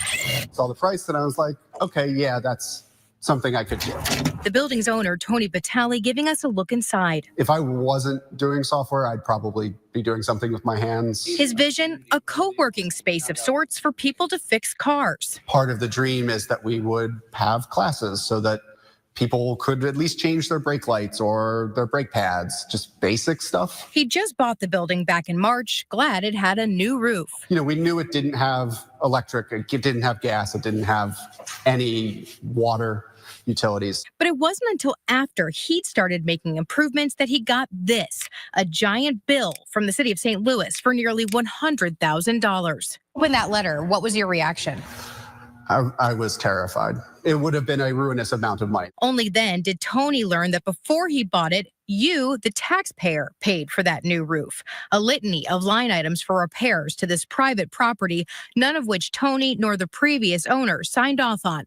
The city did. You've seen the city board up buildings and cut grass and weeds and clean up garbage and stuff like that, but a whole roof? I've never heard of that before, so it was confounding. Confounding and frustrating given what was on that list. The bill says they repaired stairs. Yeah, There's no stairs. Yeah, the stairs is a great one. Plus $10,500 to replace floor joists and subfloor, except there isn't any. The city blindly paid out for things that clearly don't exist. $10,000 to board up the windows. Barely screwed into the 2x4. Not so secured with these twist ties. And $18,000 for tuck pointing that Tony questions. You can see where they did little bits here and there, but it's all nonsensical. And even the roof that was put on by the city contractor is not nailed down in places. When you look around here, do you see $100,000 worth of repairs? Oh, absolutely not. No, there's no way. The city is using ARPA money to stabilize these buildings. See how they scam the people? But I don't know, man.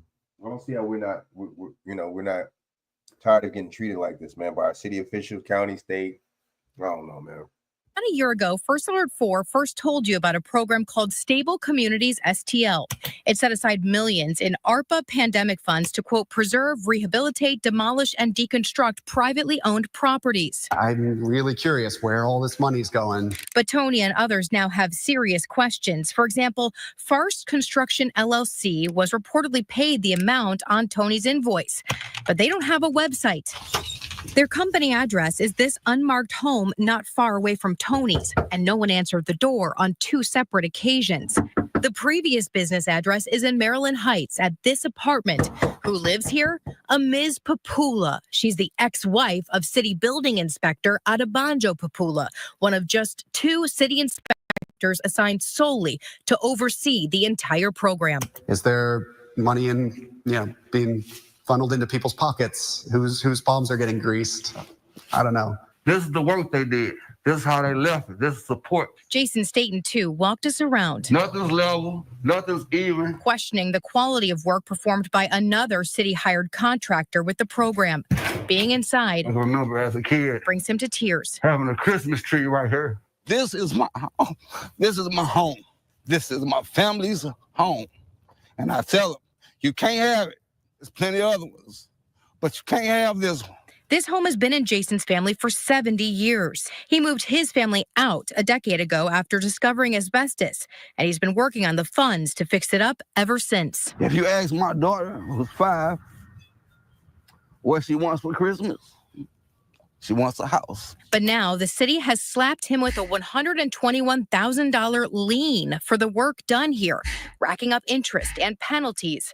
If he doesn't pay, he'll lose the house. It's priceless, but to them, they'll put a number on it and they'll try to take it. I think it's to the expense of their residents that this is happening. Frustration, too, from Lakeisha Graham. She lives in Texas, but in 2022, she took ownership of this historic building in the 5200 block of Cates from a family member and had hopes to redevelop the lot after the city told her the building couldn't be rehabbed. They were going to charge us $30,000 to demolish it, but then we found a contractor to demolish it for cheaper, and then we got blocked from demolishing it. They said that we couldn't.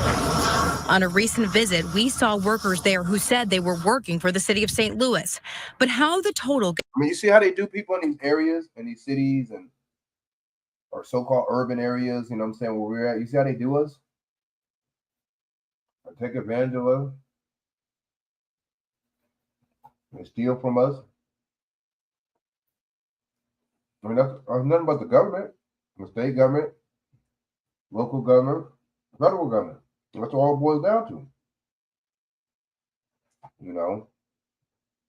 I don't know. See why people don't get that.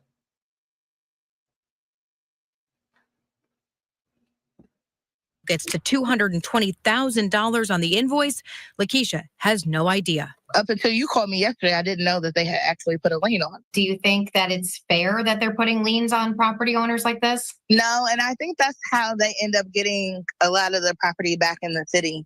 I don't know the politically correct term for it, but I just noticed that they take over a lot of communities when they're trying to rebuild and bring up the value. They do underhanded things to take over individuals' property. Do you think it's potentially unconstitutional? Yes, I do. Robert Durker, a former city judge and attorney in the city's law department, reviewed the liens that we pulled. He calls the program forced rehab. I'm just trying to think if there's anything quite like this where, a private contractor comes and in some cases busts down the door to get in and does this work, and then without you consenting to it, you have to pay for it. I've never come across that, to be honest. As far as Missouri law goes, this is...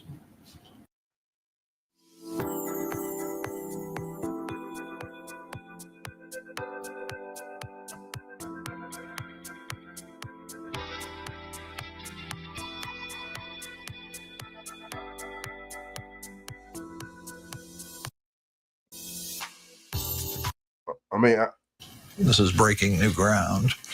So my thing is, what are they going to do about this? And they reports, they make stories about this all the time. What the hell are they going to do about this, man? What are they going to do to fix the situation? What are they going to do to make this better and whole for the people, right? That's what I want to know, man.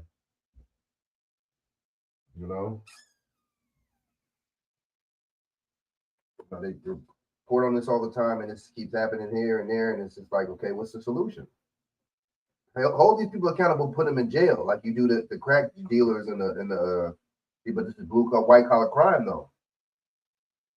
So when you do white collar crime, you don't do blue collar time, right?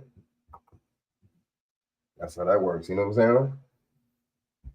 Is that a fact, y'all, or not? Yeah, or what?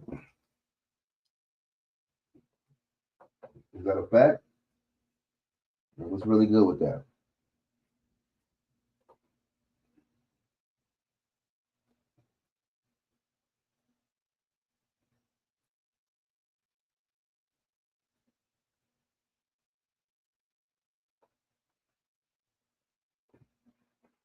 Oh, let's just keep it 100. Let's keep it a buck. What's really going on? What's really the symptom to this problem? He says the city cites building codes, giving officials authority to remediate code violations. But he says the code is overly broad. What's more, the code says the building commissioner can enter into construction contracts with no other review, signature, or approval.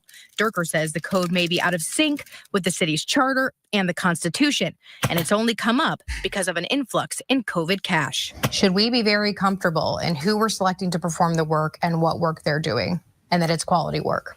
That's kind of basic good government to make sure you're getting your money's worth. I can't talk to nobody. We reached Adebanjo Papula by phone, but he would not say anything to us. We also wanted to talk to a city official about the program, but they refused to provide an interview. Instead, a spokesperson for the mayor sent a statement saying, quote, local and state law authorizes abatement as a legitimate police power to secure the health and safety of citizens. Further adding that of the 3,000 privately owned and condemned properties in the city, they are or have worked on 55 properties. They were selected by a committee assessing a variety of factors.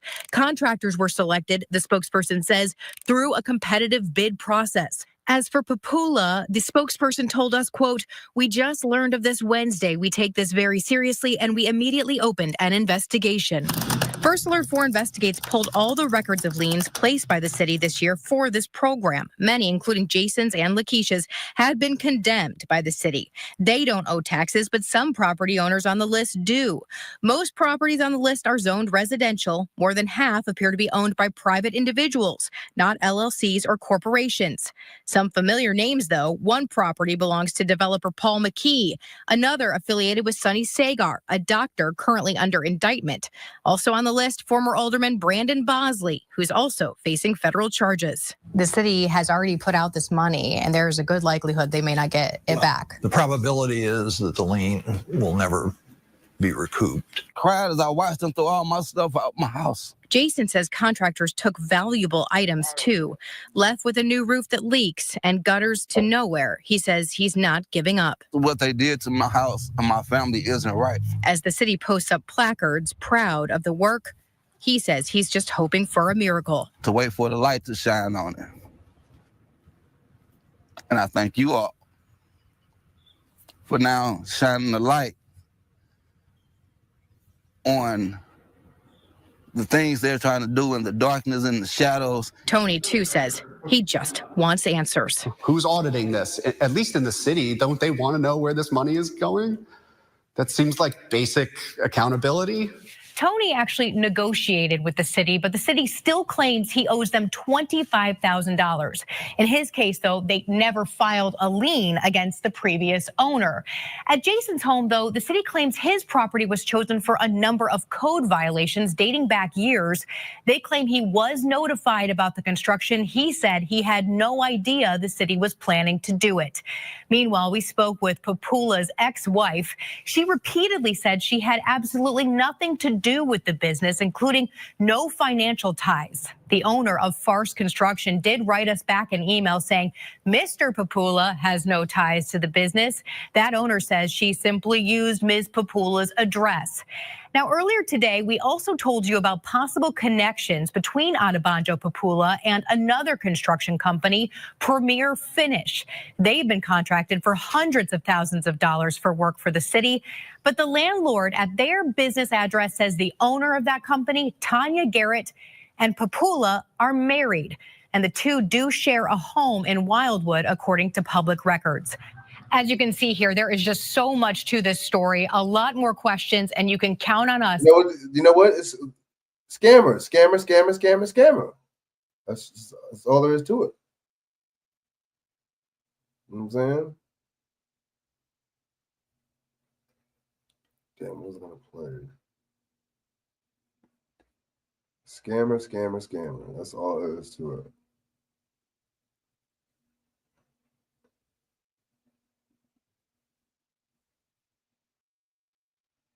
All right, hold on, y'all.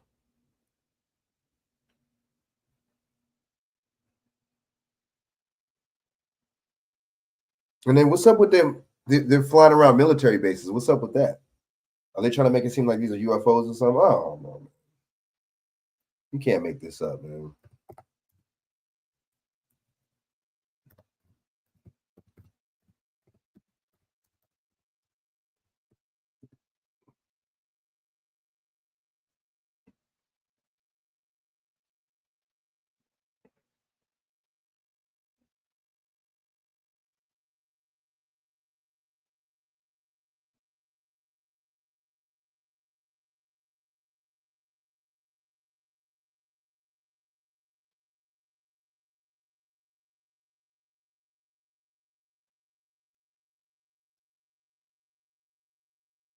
Well, hold up. Let me try to get a shorter one.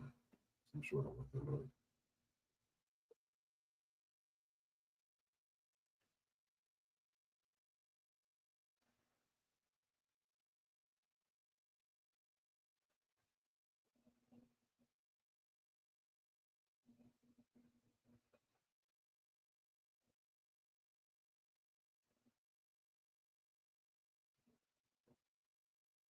Let me play a little bit of this real quick. Shout out to Zach Hubbard.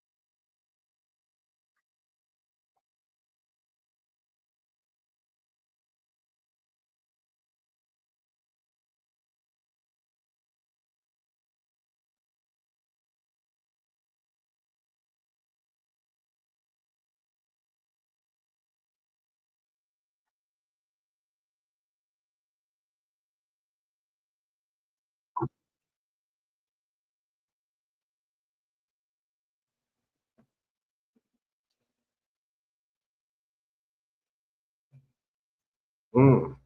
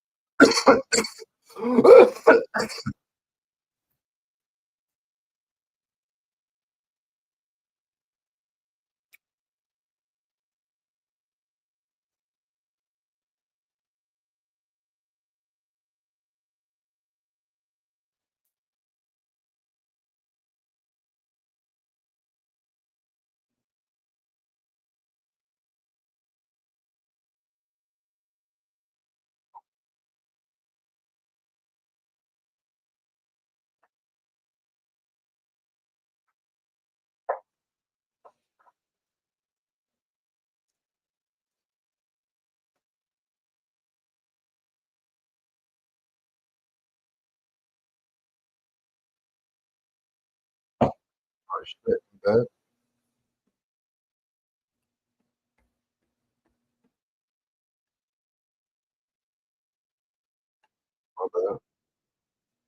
Then, we're at the fever pitch right now. But November 18th, very interesting date in history. It's the anniversary of the death of the founder of the Illuminati, Adam Weishaupt, who was a Jesuit.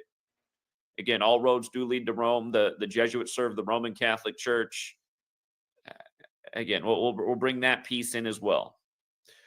But notice, in Gematria, the Kabbalistic practice of coding numbers into words, again, if you're new here, there are 4 base ciphers of the English language. You got to know all 4 to see the ritualism. The alphabetic order, A is 1 up to Z is 26, just turning letters into numbers and then adding up the value of words like a simple math equation. Again, this practice goes back to the biblical languages, Hebrew, Aramaic, ancient Greek, but it's very much encoded in English. Again, you look into the history of the English language, standardized as a 26-letter alphabet at the exact same moment the Jesuit priest Christopher Clavius rolled out the Gregorian calendar. And since then, it's been nonstop ritualism on the world as the church has spread its influence across the world. And this nation's very much a part of that influence. That's why our whole architecture is Roman. It's why in the nation's capital, you have a painting at the Capitol building of George Washington in the clouds like he's Jesus. And remember, George Washington was favorable to the Catholic Church. And Georgetown, the first Jesuit university, was established at the start of 1789, the same year that George Washington became the first recognized president. We just talked about George Stephanopoulos and ABC's $15 million to Donald Trump on the anniversary of George Washington's death, a man who died with a Jesuit priest at his side. The guy who brought Jesuitism and its popularity to the United States, if you look into all that. But anyhow, the War of the Worlds has a gematria value of 86. Again, there's 4 base ciphers, the alphabetic order, the reverse alphabetic order, and both orders with numerology. So on the screen, you can see 3 out of the 4 ciphers here. The War of the Worlds equals 86 when you run the alphabetic order in reverse with numerology applied. H.G. Wells, who wrote the War of the Worlds, his name equals 86. Mercury, when you run the alphabetic order in reverse, is 86. And again, it's 86 years later. The broadcast was on the Mercury, I believe it's called the Mercury on the Air radio net. We'll get the exact name, but Mercury is the key word in the radio broadcast. And again, Mercury is the Roman god, Roman associated with deception, this nation's capital, Roman architecture. Again, Orson Welles, who did the broadcast on this Mercury network, again, was part of the Federal Theater Project. The world is a stage, political theater. What I've been showing, and what a lot of people should have known way before I was showing it, is that what's put on TV every day in the national news is contrived BS for narrative, for agenda. Fact. He ain't lying about that. That's what it's all about. Engineering consent, propaganda. That's what it's all about. He ain't never lied about that. Shout out to Zach Hubbard, though. Salute to him. Y'all check out his channel, man. Zach Hubbard, he be on fire, man. The gematria be on point.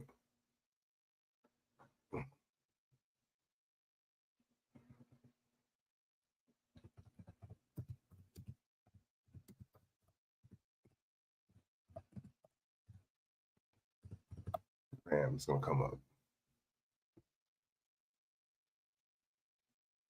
Fair use, fair use.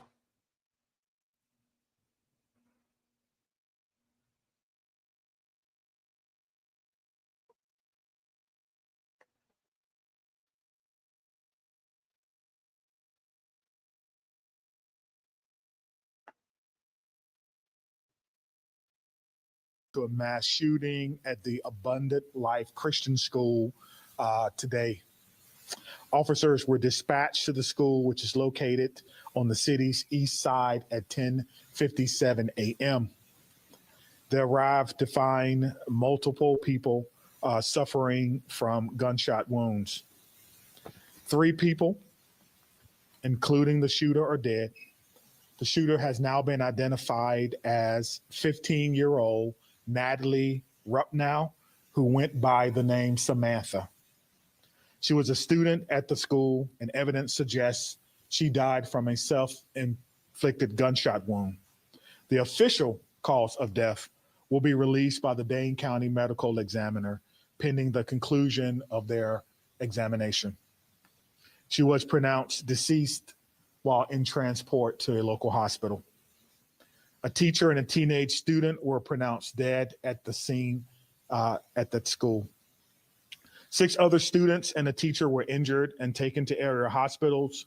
2 students remain in critical condition and have life-threatening injuries. A teacher and 3 students were treated for non-life-threatening injuries. There goes that 2 number of 3. these, have been released. There goes that number 3 again. Discharged from the hospital. The other 2 survivors are considered to be in stable condition. At this time, we believe there was only one shooter involved. We are still working to determine a motive. Detectives have talked to her family members this evening, as well as conduct a search of the shooter's home here in Madison. The shooting happened inside a classroom in a study hall of students from mixed grades. A document about this shooting is circulating this time on social media, but we have not verified its authenticity. The Abundant Life Christian School is being monitored by police overnight. At this time, no one is allowed inside or on the school property. The Madison Police Department is aware that people are hoping to hold a vigil at the school tonight. We're asking you not to do that, as this location is still an active crime scene. So I'm going to go over the timeline of events for you. At 10:57 a.m., a second grade student called 911 to report a shooting had occurred at school. Don't let that soak in for a minute. A second grade student called 911 at 10:57 a.m. to report a shooting at school. Officers were dispatched to the school at 10:57. A deputy with the Dane County Sheriff's Office was the first officer to arrive on the scene at 11 a.m. 24 seconds later, the first Madison police officer arrived on the scene at 11:01 and immediately entered the school. Officers bravely entered the building as soon as they arrived, not knowing what they were going to encounter. At 11:05, officers inside the school alerted people that the shooter was down and that a gun had been recovered. At 11:05, the Madison Police Department also began setting up for parents and guardians at what we briefly described earlier for you as a reunification center that occurred at 11:05. The Madison Fire Department was dispatched to the scene at the same time. They arrived at 11:05 and began linking up with officers who were also inside, and they were instrumental with providing aid to victims who were suffering from gunshot wounds, potentially saving lives. The first public notice about the shooting was posted on the Madison Police Department Incident Report website at 11:13 a.m. Officers began clearing the school building at 11:14, and bomb dogs started to clear the facility at 11:23 a.m.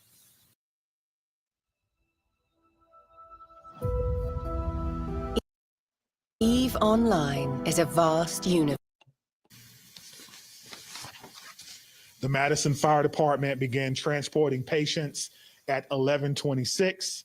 Again, we want to stress that EMS arrived on the scene at 11:05, immediately connecting with officers to enter the scene, not knowing what they were going to experience. Press briefings occurred at 12:15, 12:30, 5:30, and now at 8:30 p.m. Central Standard Time. Let's talk a little bit about our law enforcement and our community partners. Multiple agencies assisted with the response to the shooting. The Madison Fire Department and several other Dane County and EMS agencies, the Dane County Sheriff's Office, the University of Wisconsin Police Department, the FBI, the ATF, all have played major roles in our. Why is it always the fire department?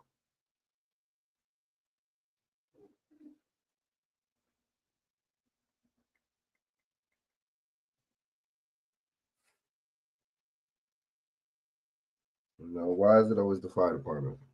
Our response and in our investigation. We also want to acknowledge UW Hospital as well as St. Mary's Hospital for their work in treating the survivors of today's school shooting. Community resources. There are resources available to anyone needing help or needing someone to talk to. The Crime Response Unit with the Dane County District Attorney's Office have been mobilized. This is a group of people who are trained to help victims of mass violent incidents. This group is made up of social workers, attorneys, victims, professionals. How come I never heard of this group before? Why they never have this group when it comes down to mentally disabled people? You know what I'm saying? When it comes down to them, why do they never have a team like that for them? Professionals, former law enforcement, and other stakeholders in our community. If you need assistance, you can contact the Crime Response Program between 8 and 5 during the daytime. I'll give that number again, 608-284-6908, and you can reach them after hours at 608-376-0164. 608-376-0164 after hours. The Wisconsin Department of Justice's Office of School Safety and Office of Crime Victim Services are also providing resources during this critical time. Their critical incident response team program is designed to minimize the psychological impact of a school critical incident and helps to provide long-term mental care long after this is over. And I don't know how we can minimize what has happened today, but we're going to do the best we can to provide services for all these children and staff. We cannot forget the staff who bravely took care of their students during this harrowing time. We're on Coffee, Greenbush Bakery, and I don't know, man. My bad. I was just trying to get to the fact where she was a female. So I don't know. All right, so let me see. Well, now let me. What else? So it was a female, right? Hold up real quick, though.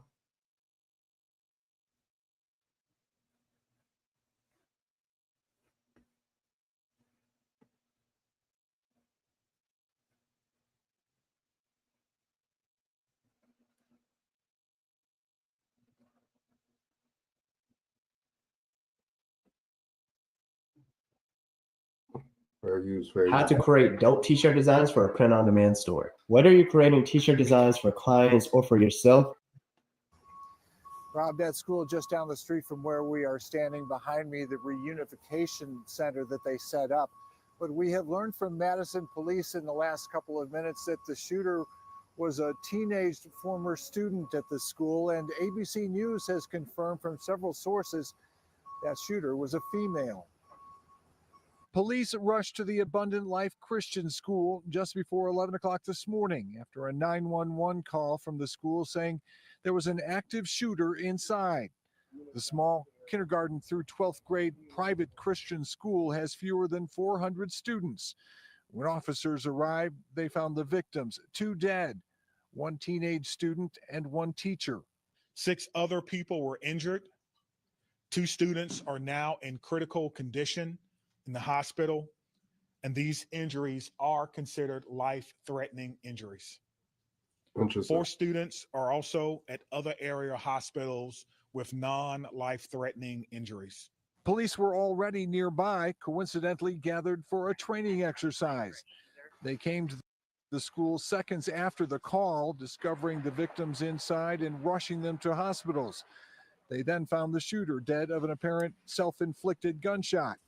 Witnesses describe a terrifying scene from outside the school. I saw groups of kids coming out of the school in groups into the church sanctuary, probably as they were in lockdown, and clearing the building and slowly taking out the kids bit by bit by bit. Hours later, investigators on the scene still going over the evidence, trying to piece together the sequence of events, hoping to determine a motive for the tragedy. Many of you have asked me about the why of this. Why did this happen? What do we know? What was the motivation? I do not know.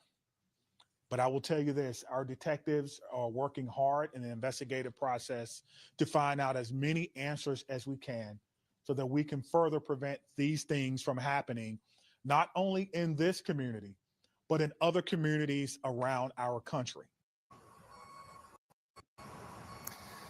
We are starting to hear from some of the students who were inside the school during these terrifying moments, as well as some of their parents. Watch breaking news on YouTube. Hold up. Subscribe to ABC7 Chicago. Hold up. I'm gonna play this real quick and I'm gonna go on to something else. Fair use, fair use. My old job didn't have room to grow, so I looked into a cybersecurity degree from WGU. Cybersecurity jobs are expected to increase by 35% from 2021 to 2031. Earn a degree that can help you thrive with WGU.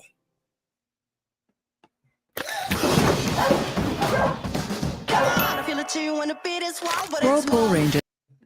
Wrap tonight, law enforcement sources here in Madison say that police were able to clear that school in a matter of minutes. Firefighters say they were able to get the injured students to hospitals in 15 minutes. But now tonight, nearly 7 hours after that shooting, there are parents who are still reuniting with their children for the first time. Ambulances screamed through the streets of Wisconsin's capital city. Once again, gunshots had echoed through another American classroom, this time inside a small Christian school. This is not a place that any fire chief or any one of us would ever want to be. And I can't believe I'm standing here today talking about this incident. Moments before 11 a.m., police say a teenage student armed with a handgun took aim at fellow classmates and teachers at Abundant Life Christian School. Hundreds of students inside the school ducked for safety. We went out the side of the building to the church. Yeah. Did you have any idea what was going on? Did you know it was a shooting? I guess so, because I saw around. What do you mean you guess so? Either you knew what was going on or you didn't. But when we went outside, there was a cop with a massive gun. So I guess I kind of knew it was a shooting. All too familiar images of panicked parents racing to their children's school, desperate to hold them, played out outside the K-12 academy. Freshly trained police officers and firefighters. What do you mean freshly trained? What is that supposed to mean? Freshly trained? What does that mean, freshly trained? Freshly trained for this incident? Like you already knew the incident was going to happen before it happened? That was weird. Freshly trained? I don't know, y'all.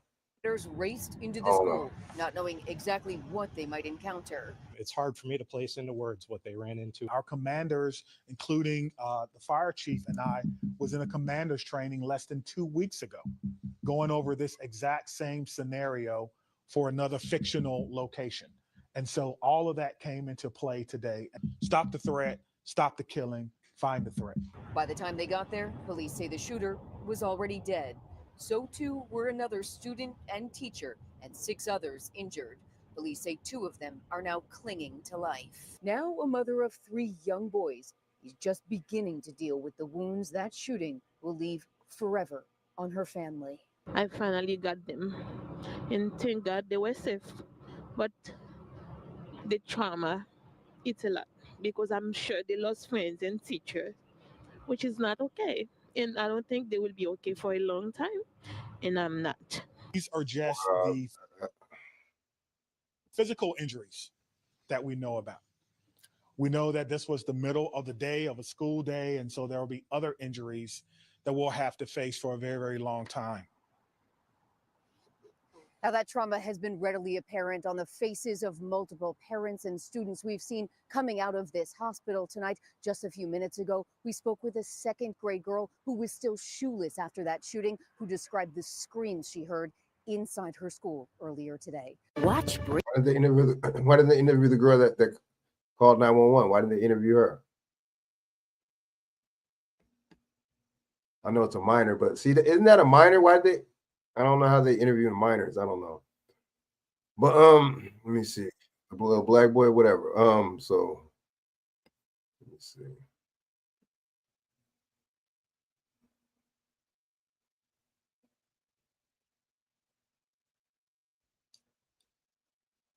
Hold up, y'all.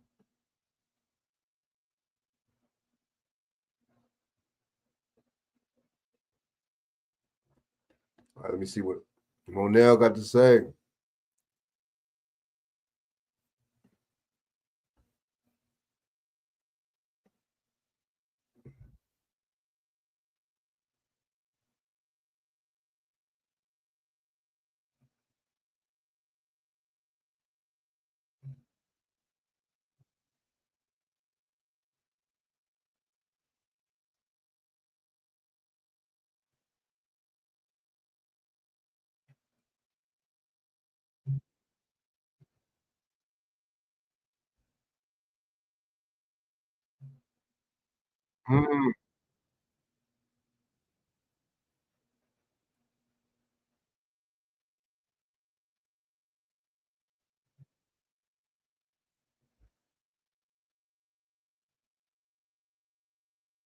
Right.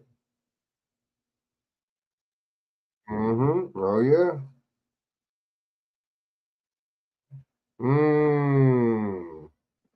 Shout out to Monel. He's right. He is right, man. Monel be on point with it. Let me see. Hold up, y'all. Let me see, y'all.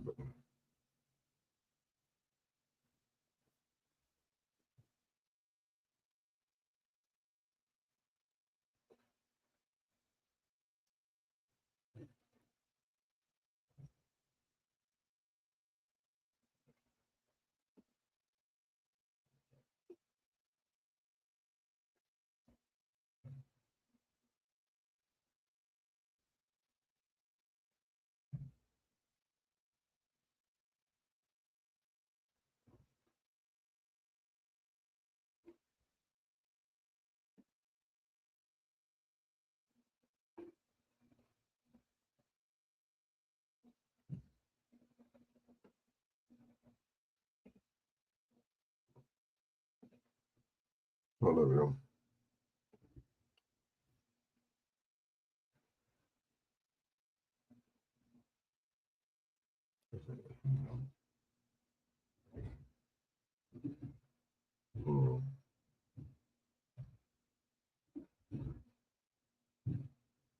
Damn, what I just gonna play?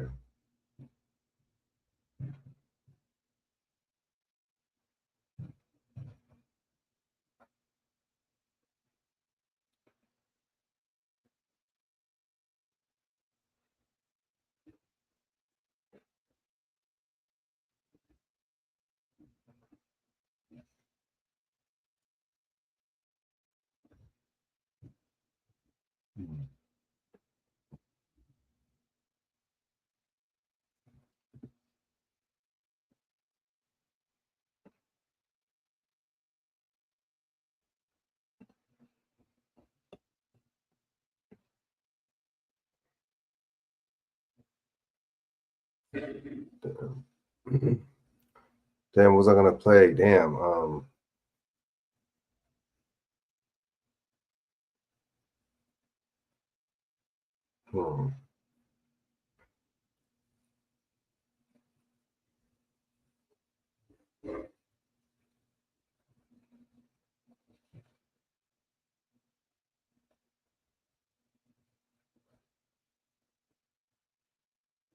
Damn. Hold on, y'all.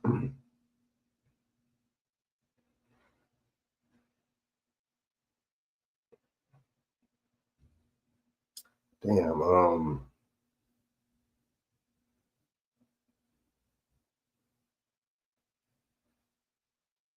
Hold on.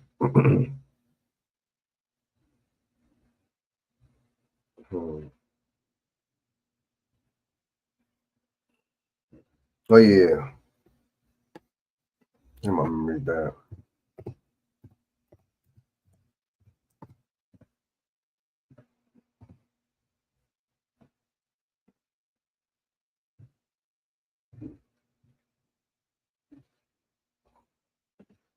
All right, fair use in place. It looks like we got it all. And for the lowest prices in town. I guarantee you, over 95% of people never even knew of this. First of all, understand that if you're a U.S. citizen, you do not own anything. If you paid your house off, you don't own it. You have an equitable interest in the property, but you don't own it. Only way you can own anything in America, to actually own it, is with something called allodial title. A-L-L-O-D-I-A-L. Allodial, I think that's the way it's spelled. A-L-L-O-D-I-A-L. Allodial title. Allodial title means God cannot touch it. No one. Because it's absolute owned by you. But if you don't buy your car, your jet plane, your boat, your house, whatever it is, and have an allodial title, then you don't own it. And the authorities can come in and take your home anytime they want. It's interesting. Banks cannot touch anything that has an allodial title, cannot touch it. Government cannot touch it. No one can touch anything that is bought under a Lodio title. Go look it up in a dictionary. Or look it up in a law dictionary. A Lodio title. Very interesting. The Queen of England, everything she owns is in a Lodio title. Means God can't touch it. Now you just heard this for yourself, man. How in the fuck can Queen Elizabeth have an allodial? First of all, why don't we know what the fucking allodial title is? Half the people I've ever asked about this have no clue of what it is. And I'm talking about people in real estate, people in certain businesses. They don't know what it is. How is it that Queen Elizabeth has an allodial title mean God can't touch the shit that she has? Second of all, how can one family own so much shit? I told y'all don't understand that how much shit that Queen Elizabeth them own. It's not because they better than us. It's just they done fooled the shit out of us. These people have tricked the hell out of us to make us think they royal. Ain't nothing royal about them people, man. Them bitch take a shit just like you, homie. But they done see God gave us common sense, but we ain't using it. People praying to God to help them when God gave you everything you need to do what you need to do, but you don't let these motherfuckers out trick you, bro. This is what the devil does. People really think these people are royal or these people are superior when they just like you. How is it that she got a allodial title? Well, God can't touch nothing she owns. Don't you know them people own the whole Canada? That ain't even a fraction of what they own, bro. Whoever wrote the construct of the Constitution, them motherfuckers made sure that Constitution was wrote to the point where poor people are going to continue to be poor, rich people are going to continue to be rich. How in the fuck, and I say this all the time, how the fuck can somebody be dead and earn more money than you? That shit don't make no sense. That don't. Right, they don't register in people's head. What does that tell y'all? What does that tell us? You know, that's the whole reason why they got you paying taxes to stay poor. That they don't ring a bell to you. That they don't do nothing to you. The one life God gave us, we've been put on earth, and these motherfuckers telling us what we can and can't do, what we can and can't go. Man, God put this shit for all of us, but we so fucking brainwashed, we so controlled and conditioned till we don't know no better. I guarantee you right now, bro, if you're going to buy a house, or if you already purchased a house, or a boat, or a car, anything, ask the motherfuckers that's selling you that, what is an allodial title? How can I get an allodial title? I guarantee you they couldn't tell you. This is equivalent to people who's in healthcare or any type of physician. When you go to school, they don't teach you nothing about nutrition. Why? Because that'll stop the money. Right. Every disease is a nutrition deficiency, bro. There's no fucking nutrition in the food we eat. We don't replace nutritious food that God put here for us with processed foods. And then nobody saying shit. Y'all still be voting for these motherfuckers? Y'all still go leave y'all job and go vote for these people, bro. The same motherfucking devils that work for the same motherfuckers. That's why I be saying, why do people vote? I don't be knowing, man. I guess we get caught up in the political propaganda of it all. And it's like you get forced to either vote. You know what I'm saying? Like it seems really forced upon us, really, to be honest with you, though. Motherfucking devils that work for the same motherfucking devils. And people talk shit to me. Oh, you don't vote. Oh, then black people, that's what kills me, man. So I'm so pissed off today, bro. Black people, y'all got to be the craziest motherfucking people in the world to go vote for a system that's been designed to keep your ass where you at. You got your rabbit ass fucking mind. Oh, our ancestors fought. That's what I be telling people, and they be lying and say, "Oh, our ancestors died to vote." Nobody didn't die to damn vote. I thought it was so racist. I thought we was having problems because we were so-called black. What did voting got to do with anything? If they treat you a certain way anyway, that don't make no sense. I don't know. It never made any sense. I don't know. Maybe just me.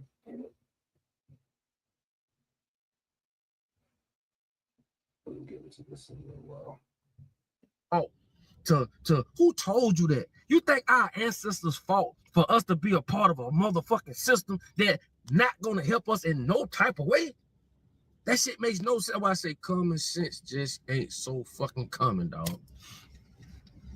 If an ancestor fought for us to vote for a system that I know that's against us, that's an ancestor I don't want to follow. We always want to put ourselves in this fucking fetal position to be taken advantage of, like we not warriors. It pisses me off, but some of this shit just common sense should kick in.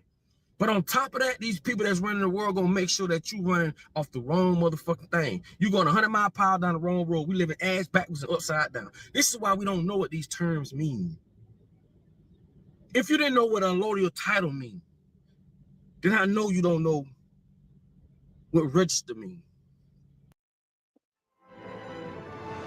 Journey of Monarch is now available on both PC and mobile with Google Play Games. Experience more ways to play and sync your in-game progress across your PC and mobile devices. Command your lineage on a larger PC screen and lead your kingdom to glory with enhanced mouse and keyboard controls. And get 10% off in-game purchases when you play on PC with Google Play Games. Get started by downloading Google Play Games today.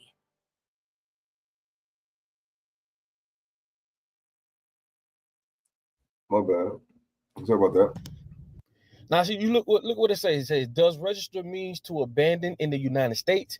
It means to voluntarily sign over for safekeeping, abandoning complete ownership. Now, what did that sound to you?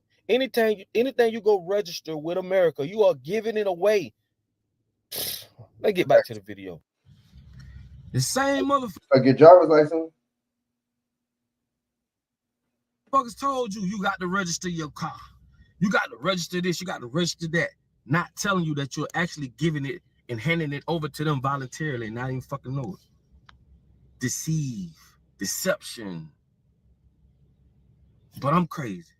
I told y'all there's a thing called legalese, bro. This is a whole nother language that you don't know what the fuck they talking about because you wasn't taught that shit, bro. Go look up what legalese means. I just told you what an allodial title is. I just told you what register means. Go look up manutoris manumission. That's gonna blow your mind. Go look up doctrine exclusion. That's gonna blow your mind. It's so many words and terms, bro. Doctrine of exclusion. We're gonna look that up right now. And then I just told you what register means. Go look up manutoris manumission. That's gonna blow your mind. Go look up doctrine exclusion. That's gonna blow your mind. It's so many words and terms, bro. Matter of fact, even the word black actually means pale. Pale, yep. Or dead. Or white. Try telling that to motherfuckers who don't know what the hell going on. The more you learn in this world, the smaller this world becomes, bro. The lonelier it becomes. This world ain't for everybody, dog. That's why when I speak, I don't talk. I know a lot of my shit don't reach everybody because everybody just ain't gonna be on that level. And you got to come to terms to that too, because I know a lot of y'all tell me this, man. Y'all try to talk to y'all cousins and mamas and this. They don't get it, bro. We talking about non-player characters, bro. I'm gonna do a whole nother video on that. Go look that up too. Non-player characters. Gonna blow your mind, bro. Then you gonna start understanding why we in the situation we in. It had nothing to do with God, bro. These same motherfucking people tell us, oh, turn the other cheek, love thy enemy. But they not doing it. Them bitches kill their enemy. They go to other countries, excuse me. Facts, and they try to make it seem like it's just black on black, like we the only ones that have problems with each other, black people. These white people, come on, man. The Ukraine war and the Russian war, Israel, and you know what I'm saying, all that, man. Well, not the Israel, kind of the Israel thing. But if you notice, those are mostly white people getting into it, man. That's white on white crime. These people don't get along, but then when they come over here, they get on code against us. That's all it is. It seems like it gives you the impression that they all get along. Let me see. I don't know. So I don't know what y'all think. Filled with resources, right? That's fact. And they hijack them. Go look at in India how many farmers have committed suicide. Damn, we're gonna have to check that, look into that. They ain't gonna talk about that. We're gonna have to have a whole show about that. You know what I'm saying? You think it's 1 or 2? You think it's 100, 300? It's thousands. And this shit is never gonna hit the news. You'll never hear about it unless you go research it. Why are thousands of Indian or in India farmers killing themselves? Gonna blow your fucking mind. This is the same country, dog, we represent where you can't even feed the homeless without going to jail. That don't tell you something? God gave you the God-given right to help. But if you help in America, the most demonic motherfucking country in the world, because they lie to all of us, telling them, oh, this is the American dream. Nigga, I told you, you got to be sleep to believe that shit. That's why they call it the American dream. Get out your fucking... Bro, it's time to really start coming together. First, in understanding, using common sense. How the fuck can you go to jail for feeding someone? They are trying to make it like that with these homeless laws. They really do be having that. Yeah, they really do have that on the books in certain states, man. How? How could you stand for some shit like that? All these people you see that's writing these legislators, these people that's working for the government, and the people you don't know. I told y'all, it ain't the motherfuckers you know, the donors. They powerless. It's the families, the Orsini families, it's different families you don't know nothing about. These are demonic people, bro. And they want it all. People get married every day, don't even know what marriage is. Don't know what marriage is. I'm not against marriage at all. I just want you to know what it is. Right. Oh, you got family members will tell you, oh, he ain't married you, he don't love you.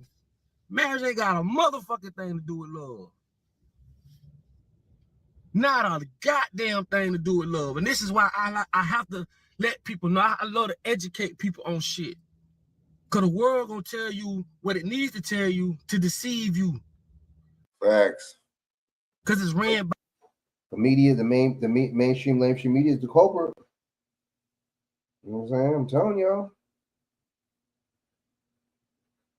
By the damn devil, bro. Marriage ain't got not a motherfucking thing to do with love.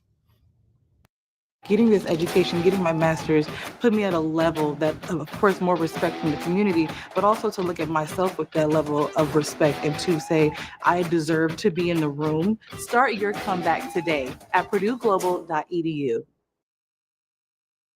No matter what type of severe asthma you have, Tespire can help you have fewer attacks and relieve your asthma symptoms. Tespire is an add-on treatment for people 12 and over. It is not a rescue medication. Don't take Tespire if you're allergic to it. Allergic reaction. Marriage is a business. You become one. Two people, two companies, because you are a corporation when you were born in America. You are an entity or one corporation. Two corporations merging as one. That's why y'all share the same last name. So when you go to court, you'll understand, listen, man, this shit is a business. It'll cost more money for you to get out of marriage than to get into marriage. And you living in a society that's governed by people that's going to make sure you running around chasing your own fucking tail. You was not in an environment that aligns with being a successful married couple. Everything is thought this, thought that, women this, hoes this, bitches that, men ain't shit, this and that. And you right, everything is meant to be, you know what I'm saying, dysfunctional, for dysfunctional relationships. You expect to live in a modern day time, but have traditional goals. That shit makes no sense. It makes no sense. I ain't saying it can't happen, but it ain't gonna happen like it used to back in the 40s and the 50s and the 30s when all we had was each other.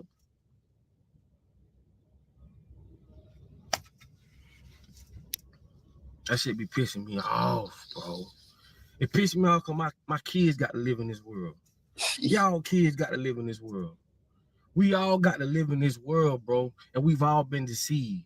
We always, you know, like I told y'all, if you see my video last night, nigga, you can't be racist. You don't have enough resources or finances to be racist.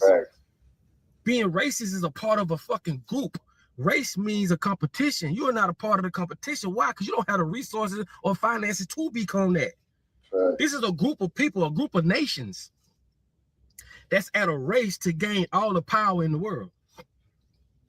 How can you be racist? You're not racist. You're just being mean and obnoxious to somebody. That's all you're doing. That's facts. And like I said, when you done being. Shout out to Papa Duck, man. Salute, salute. You know what I'm saying? All right, check out his channel. You know what I'm saying? Subscribe. Let me get on to this thing. Check on this thing with Instagram real quick. Boy sent me something real quick.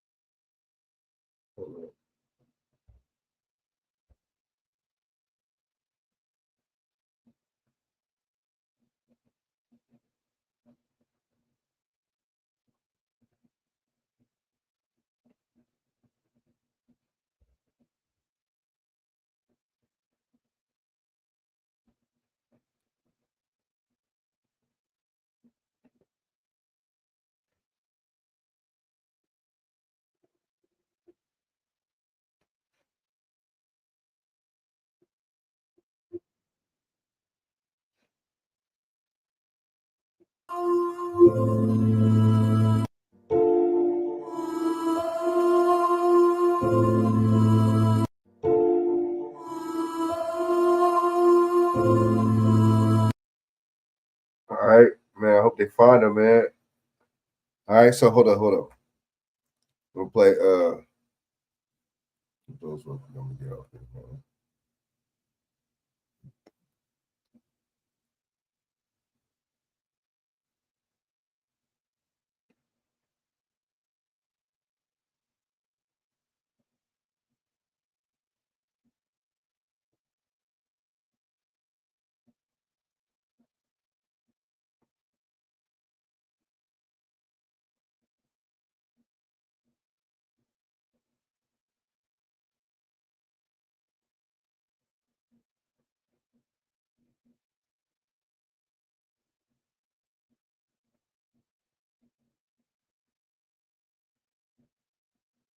What am I doing?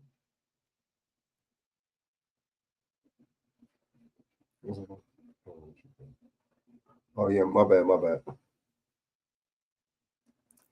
y'all. Hold up.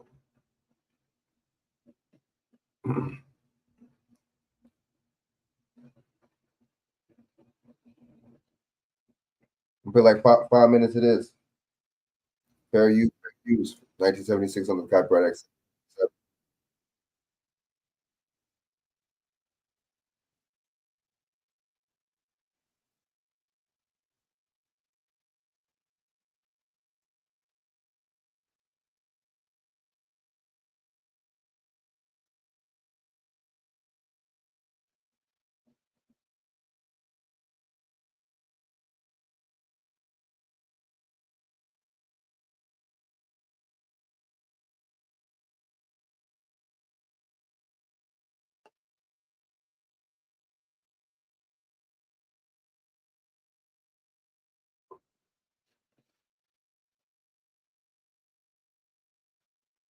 Before you could think for yourself, feeding you ideas about what to dream, what to fear, and even who you should be. And your parents? They couldn't stop it. They didn't even see it, because they were victims too, caught in the same system, designed to shape and control you. Now here you are, carrying the weight of programming you never asked for, feeling like something is missing, like your life isn't fully your own. These systems, education, media, food, and even the language you use, weren't built to help you thrive. They were built to keep you small, compliant, and predictable. Every bell you heard in school, every cartoon you watched, every phrase you repeated, it wasn't harmless. It was deliberate. A system of control perfected over generations. But here's the truth they don't want you to know. You don't have to live this way anymore. That programming doesn't define you. You can break free, reclaim your power, and rewrite the story of your life. And it all starts with seeing the truth for what it really is. Some wake up at 18, some wake up at 40, and some never wake up at all. But you're here. That means you're ready to see the truth. See, they've been designing you for one purpose: compliance.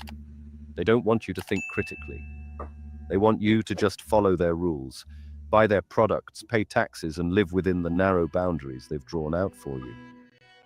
And it isn't an accident, nor a mistake, but a system perfected over generations, conditioning you to obey without realizing it yourself.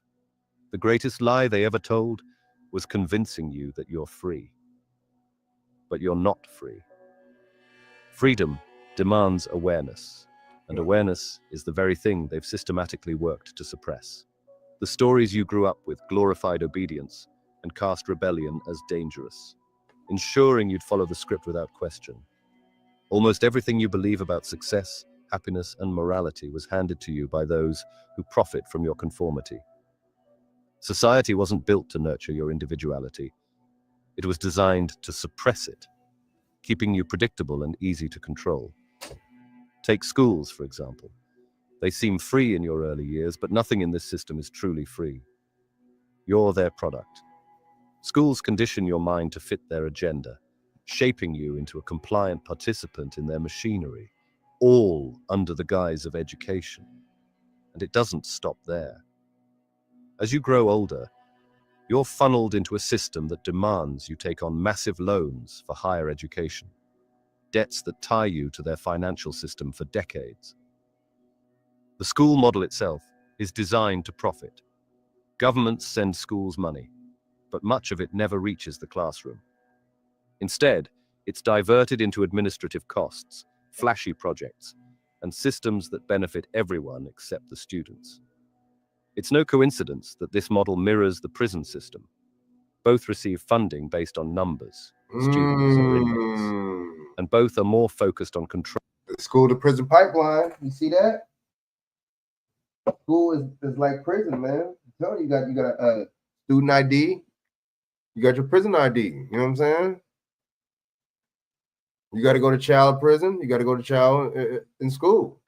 You got your people you hang out with in school. You got your people you hang out with in prison. You see that? Control and profit than genuine reform or growth. Schools shape obedient workers. Prisons manage those who step out of line. It's two sides of the same coin, both designed to keep you in their grip, profiting from your compliance while making you believe you're free. But it doesn't have to be this. Look at you, investing like you run the joint. I guess that makes you the boss. You're saying things like, I want that EPS on my desk by EOD. You do shorts, you do longs. And now you're doing Robinhood Gold, earning a high interest rate on your cash. Nice. Because no one runs your money this way. Recognizing the cage is the first step to reclaiming your life. You must understand how they programmed you, why they did it, and, most importantly, how to break free. It won't be easy. It will challenge everything you've been taught to believe, but real freedom demands nothing less. So let's go back to where it all begins. The foundation of this programming. It started with your childhood. The system that claims to educate you isn't just teaching, it's conditioning. From your very first day in the classroom, you're being shaped into obedience.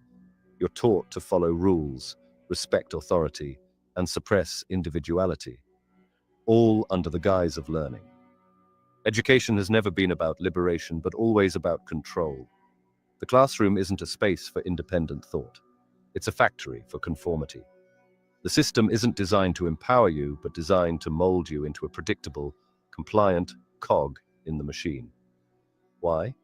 Because control thrives on predictability. Empowered individuals question the system, disrupt the status quo, and demand accountability. Obedient individuals don't. And that's exactly what the system wants. Submission, not independence. But now, let's take a moment to think about the stories you were taught as a child. The curriculum isn't neutral. It's carefully written in a way to celebrate power and hide the truth about those who challenged it. History books glorify conquests as victories, but skip over all the bloodshed, the suffering, and stolen lands behind them. Entire groups of people, rebels, visionaries, and alternative leaders are either erased or turned into footnotes. And this isn't by accident. It's done on purpose. It's designed to make you see the world not as it really is, but as how they want you to see it. Even subjects like literature, science, and math aren't safe from the system's grip. Literature elevates heroes who follow rules and punishes those who challenge authority. Science, which should encourage curiosity and exploration, is reduced to memorizing facts instead of asking questions. And math? Its beauty and creativity are stripped away, leaving you with rigid formulas and the idea that there's only one right answer.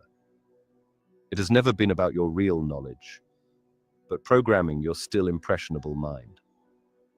You're taught to memorize answers, not to question them, to conform, not to think for yourself. In a system built on obedience, independent thought is seen as a threat. That's why it's quietly and consistently discouraged. Now think about all those standardized tests they made you take. They told you things like, you need to know this because you won't always have a calculator. Or, it's important to learn this because there won't always be navigation. But here we are, carrying calculators and GPS in our pockets 24/7. Funny how that worked out, isn't it? Those tests were never about preparing you for the real world. They weren't a measure of intelligence, they were a measure of obedience. They were testing how well you could memorize, follow instructions, and because if you think about it, school is all memory. Most of this class, everything is memory. You know what I'm saying? He's right. And follow the instructions. How you could be obedient, or how obedient you could be. My bad. You see what I'm saying? That's the, I don't know. That's all. It always appeared like that to me. You see what I'm saying? and stay inside the lines. Innovation, creativity, critical thinking, those don't fit into a system that runs on conformity. They don't want you to think differently. They want you to fit the mold, follow the script, and never ask questions. The real message behind these tests is clear. Conform or fail. Step outside the lines and you'll face the consequences, social, economic, or both. Challenge the...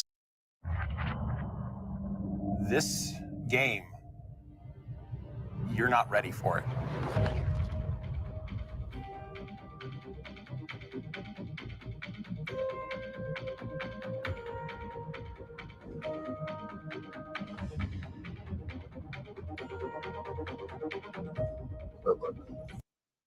System, and you risk being isolated, punished, or labeled as difficult. These tests don't prepare you for the complexities of real life. They prepare you to fear standing out, to settle for mediocrity, and to tie your self-worth to someone else's approval. And then there's the school bell. It's not just a signal to change classes. It's a lesson in submission. Think about it. You hear the bell, you move. No questions, no choices, just obedience. It's classical conditioning at its finest. Remember Pavlov's experiment? He rang a bell and the dogs began to salivate, expecting food. Over time, they didn't need the food, just the bell. Now look at schools. The bell rings, and you respond automatically, not because you're hungry, but because you've been trained to obey without questioning. The system rewards compliance and punishes defiance, teaching you to follow orders, not to think for yourself. This constant rhythm of interruptions, this division of your day into rigid chunks, wasn't designed to prepare you for independence. It's training you for the 9-to-5 grind. Think about it. The bell rings and you move. Lunch is at a set time, even if you're not hungry. Breaks are limited and someone else decides when your work starts and stops. Sound familiar? It's the same structure you'll find in most jobs. And it isn't about managing time. It is about conditioning you to give up your freedom to the clock, to live by someone else's schedule, and to see your time as something to be traded away instead of a canvas for your dreams. Over time, you stop questioning it. You stop asking why your life is broken into rigid schedules and just accept it as normal. But here's the truth. It's not normal. You know it. I know it. We all know it. And the most powerful lessons in school are the ones you aren't aware you're learning. Like to obey authority. You're taught to respect teachers and principals not because they earn it, but because they hold power. This normalizes submission to authority in every aspect of life. Or to fear failure, mistakes are punished. This creates a fear of risk and locks you into predictable, controlled behaviors. Or to seek validation. Gold stars and grades condition you to value external approval over your own instincts, making you easy to manipulate. And the transition to media and entertainment. The education system sets the foundation, but the programming doesn't stop there. Media and entertainment take over, embedding the lessons of conformity into your desires and dreams. What you consume shapes who you become. And then there's the media, another tool for brainwashing you from the moment you're born. It's designed to shape your thoughts, desires, and identity without you ever noticing. From the cartoons you loved as a child to the movies and music you consume as an adult, every image, every sound, every story is carefully crafted to keep you distracted, obedient, and hooked on the system. Think about the stories you've seen over and over again. The hero? They don't challenge the system. They fight to protect it. Their mission isn't rebellion. It's restoring order. They follow the rules, earn respect for their charm and bravery, and sacrifice their own dreams for the so-called greater good. The message is clear. The hero is good because they're attractive, obedient, and self-sacrificing. Now look at the villain. The villain is everything the system doesn't want you to be. A rebel, an outcast, someone who questions authority and challenges the status quo. Villains disrupt, they ask hard questions, and they threaten the structures you've been taught to respect. And how are they portrayed? As dangerous, evil, or untrustworthy? This isn't by accident. It's deliberate. You're being trained to fear opposition, to see rebellion as scary and wrong.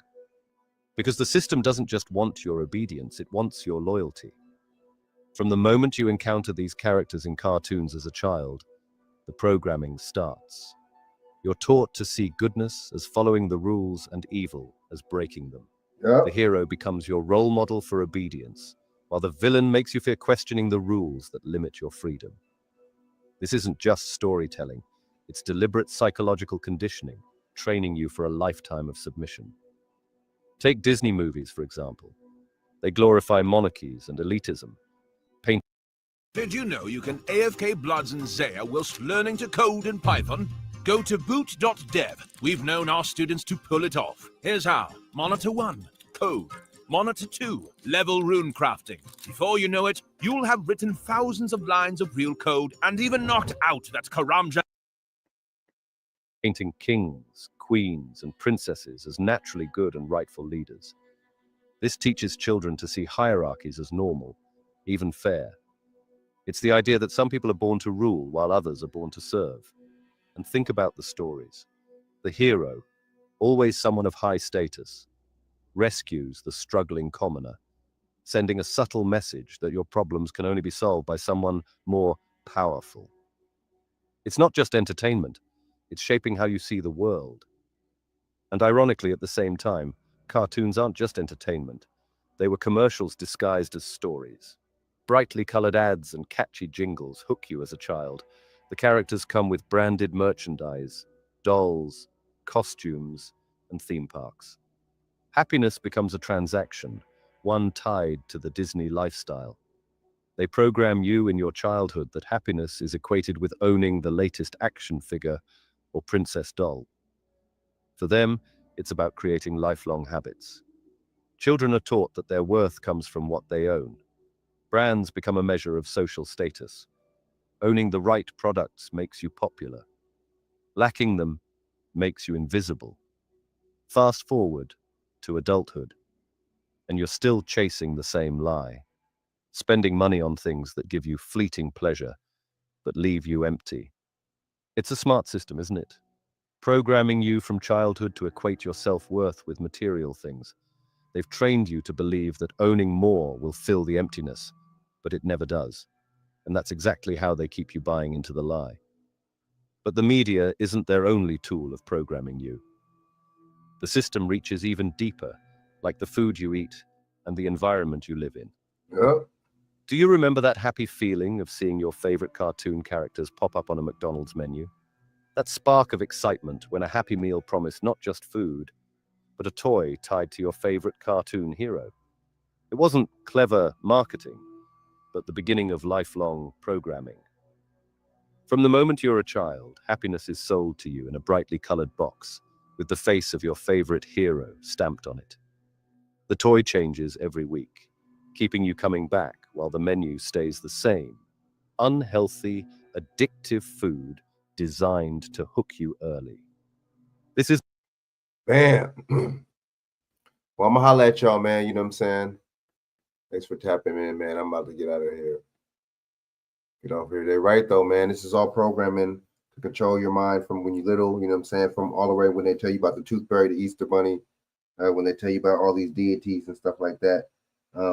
Basically have you worship, you see what I'm saying? Throughout the, you know, when you were little until now. You see what I'm saying? To make you conform and make you convinced in order to make you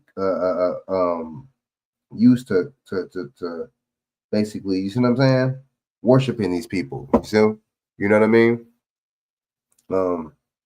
You know, basically it's engineering consent, like what's the name said? What's the name said? Edward Bernays. You see what I'm saying? You do the propaganda and you push the propaganda through. You see what I'm saying?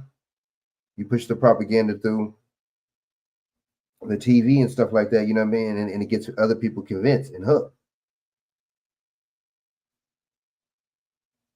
You see what I'm saying? It gets people hooked. So, you know, people start to, you know, you flash these images and stuff like that, you know, throughout the screen and all types of, all throughout the screen. And most of the time, you see what I'm saying? Basically, that human mind and psyche gets caught up into that. And subconsciously identifies that and equates that. And then they put food with it. You see what I'm saying? To make you want it even more, to make you crave it even more. You see what I'm saying? So it's really different kind of certain kind of aspect when you really think about it, man. You know.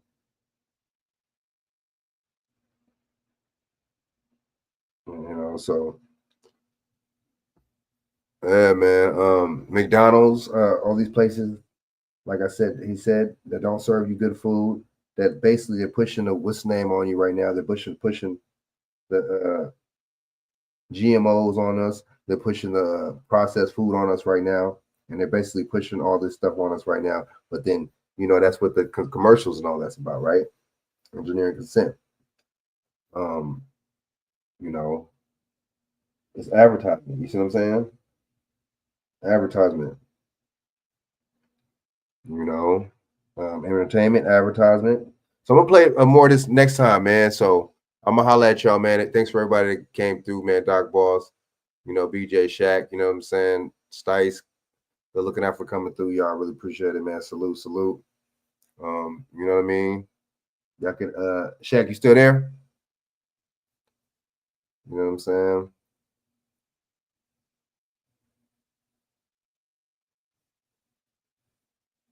Hmm.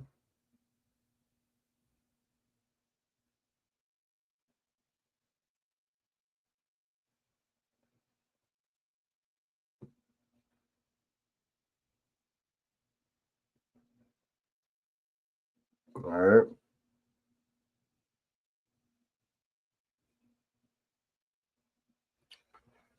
You know what I'm saying? So, we got to be aware. We got to be vigilant, man. We got to stay watchful when it comes out of this. Because,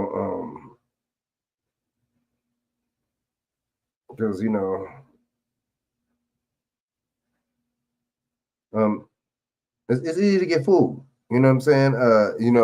Once we stay, basically confused and basically, you know what I'm saying, just stuck on the average, you know what I'm saying, program and hamster wheel, then we're gonna stay being confused. You see what I'm saying? On a lot of different type of aspects. You know what I mean? So, yeah, man, I'm just thinking like, we got to really stay on code, man, compensatory code when it comes down to this, man, because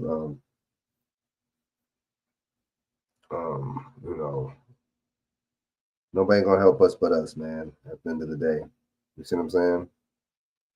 So we really got to stay watchful and stay vigilant, man. That's how I see it, and stay on code, man. You see people, killing us without a wear and thought, you know what I'm saying, without a care in the world. People doing all types of stuff to us. People don't give a damn.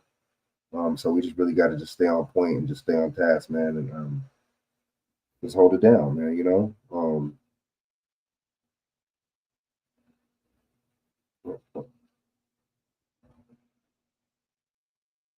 see what I'm saying? We got to really hold it down, y'all, and really, just to keep our eyes on the prize, man. But yeah, engineering consent, Edward Bernays. That's what the news does. That's what these commercials do.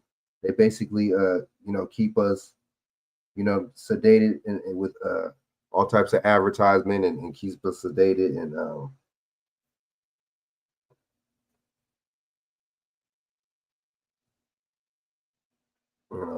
with all types of BS. You see what I'm saying? In advertisements to where we're gonna want to.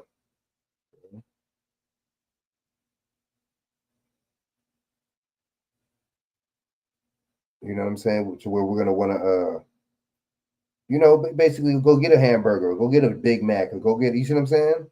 It's gonna make you want it that much more. They know how they study people. They know how the human mind works. You see what I'm saying? They know how the human mind works, man. They study people real well, man.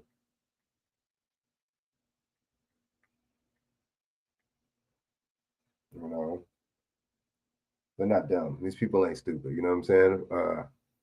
But see, they know a lot of people are stupid and ignorant. You see what I'm saying? Like they say, majority rules, right? And the majority of the people and the masses not knowing and being ignorant, guess what? You see what I'm saying?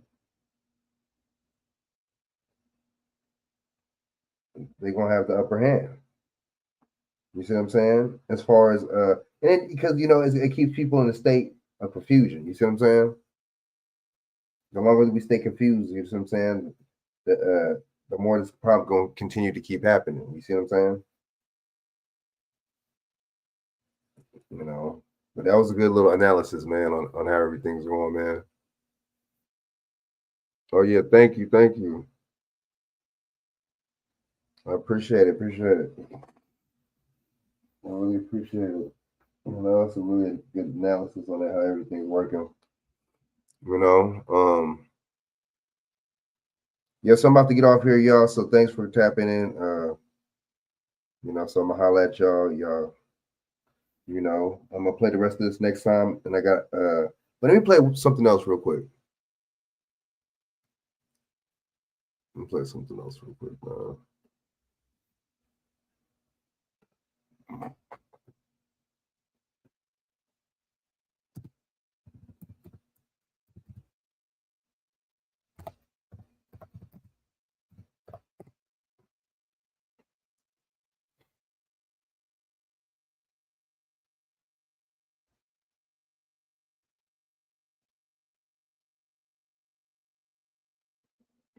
All right, so fair use, 1976 on the Copyright Act, Section 107.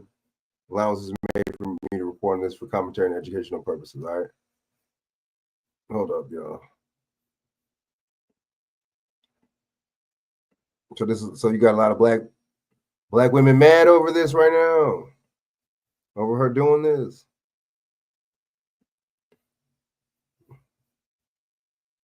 Kaya's coming for you. Wake up and make a man some breakfast before I do. I mean, the food does look good though. I ain't gonna lie, that food does look good. Like for her to just make muffins, whatever that is, damn, she hooked that up. But see, I think I know why they married though.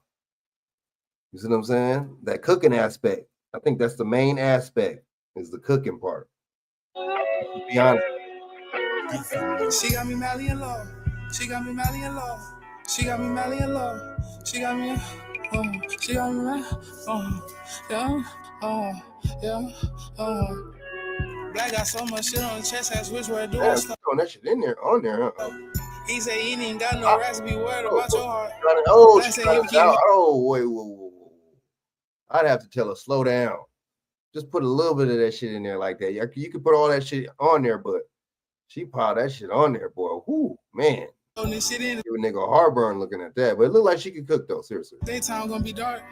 Rich say every young nigga be mad, understand it. You really just spend your landlord or rent due at the apartment. Rich know all this while I'ma hold shit down, but this hoe got me started. She mad, she called me broke, but after I had her back, I'ma be up 40. I was broke yesterday, but now I'm on 40K, we in Atlanta. She gon' see cause she follow my page, should've been patient, baby. I'ma keep gambling with your love. I'm dealing with this lie, More money, more Israel, baby. Find me a problem, tell me issues, I go solve. I'm used to fixing up killers and robbers. Call me a tender, call me a combo, by my baby, we fish fries.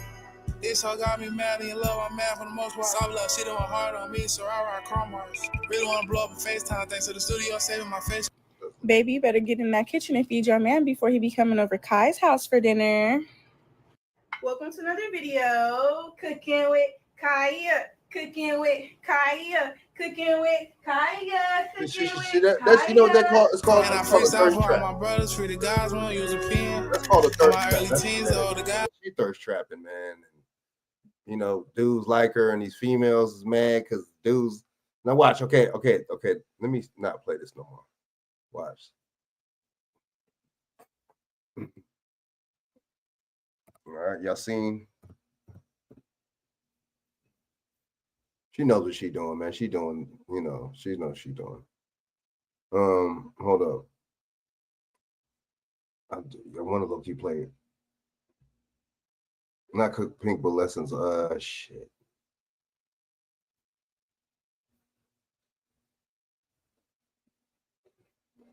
Hold up. Okay. All right, so let me play a little bit of this fair use.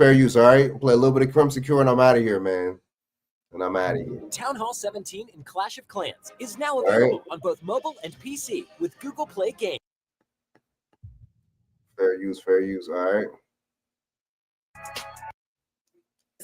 Because I have been asked to do it. Full disclaimer, this is boneyard business. Because pretty much all of them is hyenas, okay? Lionesses, this don't have nothing to do with Pride Rock. I'm commenting on boneyard business because they are upset in the boneyard. Let's not play. They upset in the boneyard.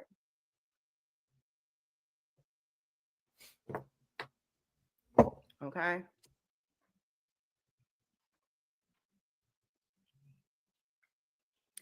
Now, I personally ain't got nothing wrong with the little girl. She's in her early 20s, so she's really not a little girl. She's like 23 or something like that. She's in her early 20s. Okay. And I think her little song catchy. Cooking with Kaya. Cooking with. And she'll turn around and do her little twerk. And then she cooks her little meals. And you either like the little cooking stuff or you don't.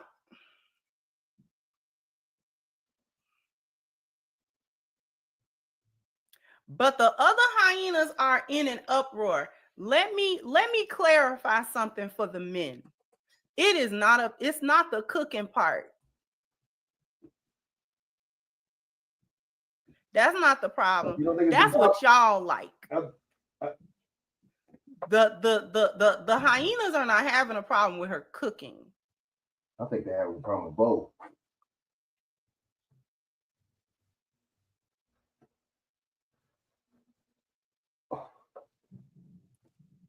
Exactly. See, the reason why this is boneyard business, the reason why this is boneyard business only and not female business is because Lioness has been doing this. We at home cooking and twerking.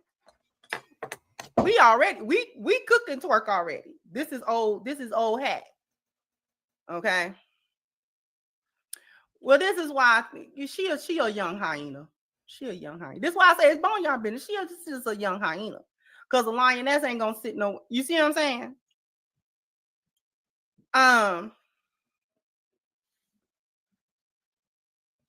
It's not the cooking portion that's got the females hyenas in an uproar. It's the part where she say, I'm gonna go to her little page and make your man breakfast she is gonna, like, before I do. She knows what she's doing, man. That's her little shtick, her little spiel, her little gimmick on her cooking channel is that she say stuff like that. She'll cook, this is the meal that I'm gonna steal your man with, or this is the breakfast your man asked me to make when he was with me. That's what they mad at. They not mad at her cooking. There's plenty of chicks be cooking. It's plenty of young chicks be cooking. It's plenty of chicks with BBLs be cooking. That's not what they're not mad at the cooking. The hyenas are mad because she's saying, I'll take your man. Right. Okay. Right. Okay, that makes sense. With my cooking. Now, the problem is that this is the hyena mindset. Hyenas are extremely hypocritical and insecure.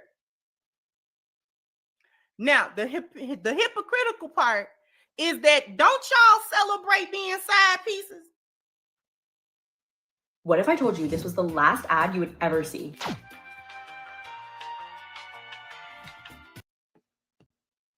I thought y'all celebrated being side pieces. I thought y'all like that. Y'all don't like that? All of a sudden, y'all don't like that? All of a sudden, y'all don't like the side piece situation, but y'all glorify being side pieces, do you not? Y'all glorify being able to steal somebody's man. Y'all glorify the whole Uh-oh, mic drop. How do you complain about exactly? How do you complain about and you mad about this girl saying that she'll take your man, but then y'all push, that's the whole agenda and the whole culture that y'all push. Glorifying taking somebody's man. That's wow, how tacky is that? She's right though. side chick position. This is a lofty position in the boneyard, is it not?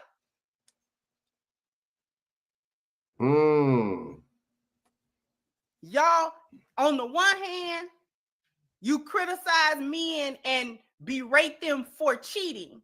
On the other hand, you like being the one he cheat with. You just don't like being the one he cheats on. You don't mind the cheating as long as you're the chick he's cheating with, because y'all like being able to have a one-up, blah, blah, blah. I explained that already.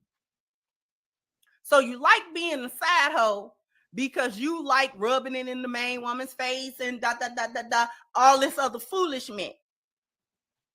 You just don't like being cheated on. So much so that you don't even like the concept or the idea that you could hypothetically be getting cheated on. This woman, you don't know this woman. Don't none of y'all know this female. This woman is not doing nothing on TikTok that none of you chicks don't get on here. Y'all get on here and shake your butt and twerk. And y'all got whole sections of TikTok that's just about hoeing. They call it the sex worker TikTok. Damn, I never even knew that. Damn, what's that all about? Wow. And it's all about chicks talking about how they prostitutes and how they sell their hyena bottoms, how they sell their back feet to everybody, and how much money they made, and who can do this and who pay that, and how long it took them to make this kind of money, and how long it took them to make this kind of money. Y'all literally hoe on TikTok. And every dude that you hoe with, are these all single men? You don't care. You don't know, and you don't care. As long as they hit you up and come to you and say they're gonna pay you a certain amount, and this is how much, and you know, he can get head for this amount, and if he want everything else, it'll be this amount. Y'all are not trying to clock whether or not these men are married, whether or not these men are single, whether or not these men are being faithful or not. Y'all are not thinking of that. Y'all just hoeing.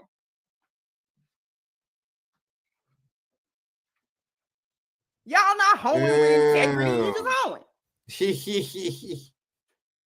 Correct? You glorify sex work. You glorify being strippers. You glorify, you know what I'm saying, OnlyFans. You glorify all of these various forms of hoeing. Y'all glorify all that stuff. Y'all glorify getting on TikTok to twerk. Y'all go to places of prestige to twerk. Y'all twerks on historical sites. Y'all twerks on old slave quarters. Y'all twerk anywhere. Do you not? Now all of a sudden she's problematic because she. Paige, thank you for the hard pull. Find the efficiency your team Tell me needs she got beat up. with Hold Asana. on. I'm gonna play a little bit of this. I'm about to get off here. What?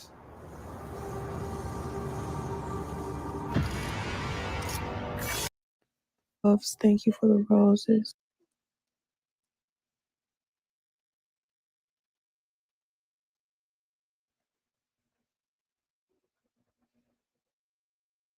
Oh shit.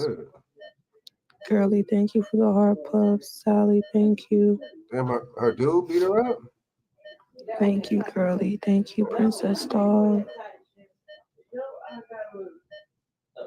And then she said she was getting she was getting threats from people, and then females threatening to jump her and all this. So I'm like, wow, this is, I don't know, man. Thank you for the roses, Dot. Thank you, Millie. Now, the background Yo, this whole cooking with Kaya. is that she picked a fight.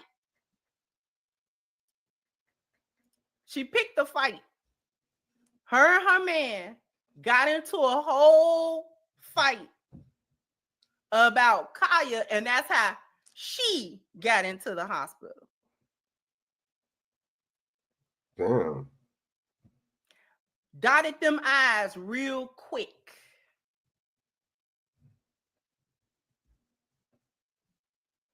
Dotted them I's.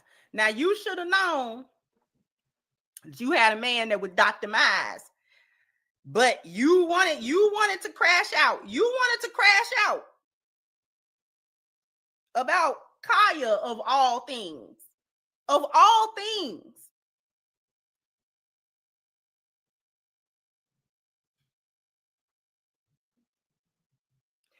The young girl got on DDG's platform to talk about how hyenas is threatening her.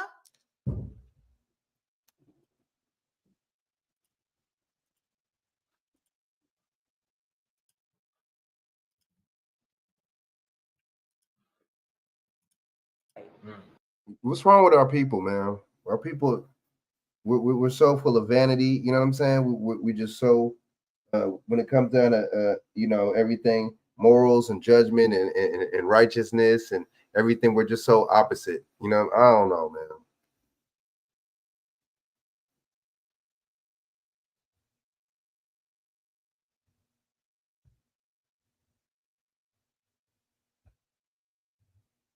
I don't know, y'all.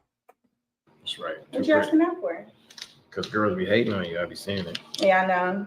I heard they're making group chats about jumping me, killing Really? me. You're lying. They're making group chats. I promise you, to kill me, jump me, all kinds of stuff. Really? Really? Yeah, This- people leaking my address. Really? Mm-hmm.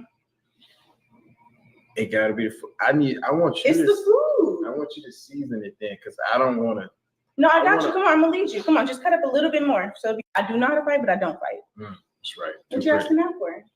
Because girls be hating on you. I be seeing it. Yeah, I know. I heard they're making group chats about jumping me, killing Really? me. You're lying. They're making group chats. I promise you, to kill me, jump me, all kinds of stuff. Really? Really? Yeah, This- people leaking my address. Really? Mm-hmm. It gotta be the food. I want you It's to. the food. I want you to season it then, because I don't want to. No, I got you. Come on, I'm gonna lead you. Come on, just cut up a little bit more. So I do not. Now.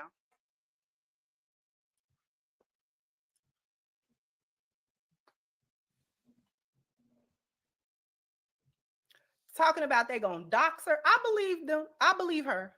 They gonna dox her. Hyenas be jealous of any other hyena. The hypocrisy is the whole cheating. I'm gonna be a side piece. I'm gonna cook for your man situation. That's what they're mad at. The cooking is secondary because she's doing content that the men like. Now, let me be very, very clear. Break it down. Kaya is not necessarily a lioness just because she's doing cooking content and the men happen to like it.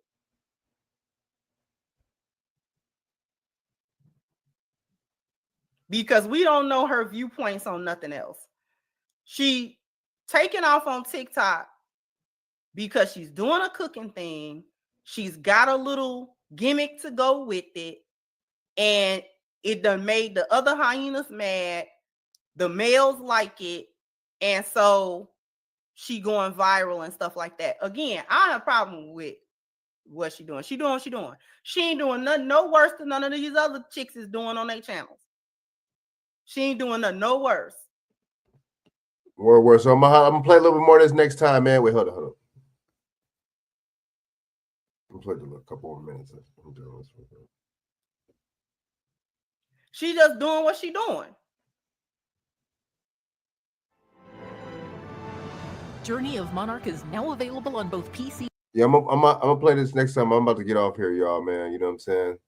Been on here for a minute. Thanks for tapping in with me on my birthday, man. So, yeah, man. So, man, they tripping over this girl Kaya, man, over her little what she's saying, her little racy little videos of her cooking. I'm talking about she's gonna take people's man, but why would? My thing is, why would you say that when you got a man? You know what I'm saying? I don't know, man. This clout and thirsty stuff is mad. This dangerous. It's mad thirsty. It's mad. I don't know, man. You know what I'm saying? It's sad. You know, it's vanity over sanity, man. You know what I'm saying? So I don't know. Like I said, you know what I'm saying? It's definitely vanity over sanity for sure.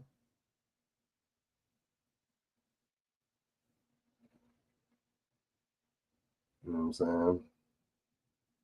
It's vanity over sanity for sure. You know what I'm saying? So we got to be vigilant, man. We got to be more smarter than the average bear when it comes down to that, man. So,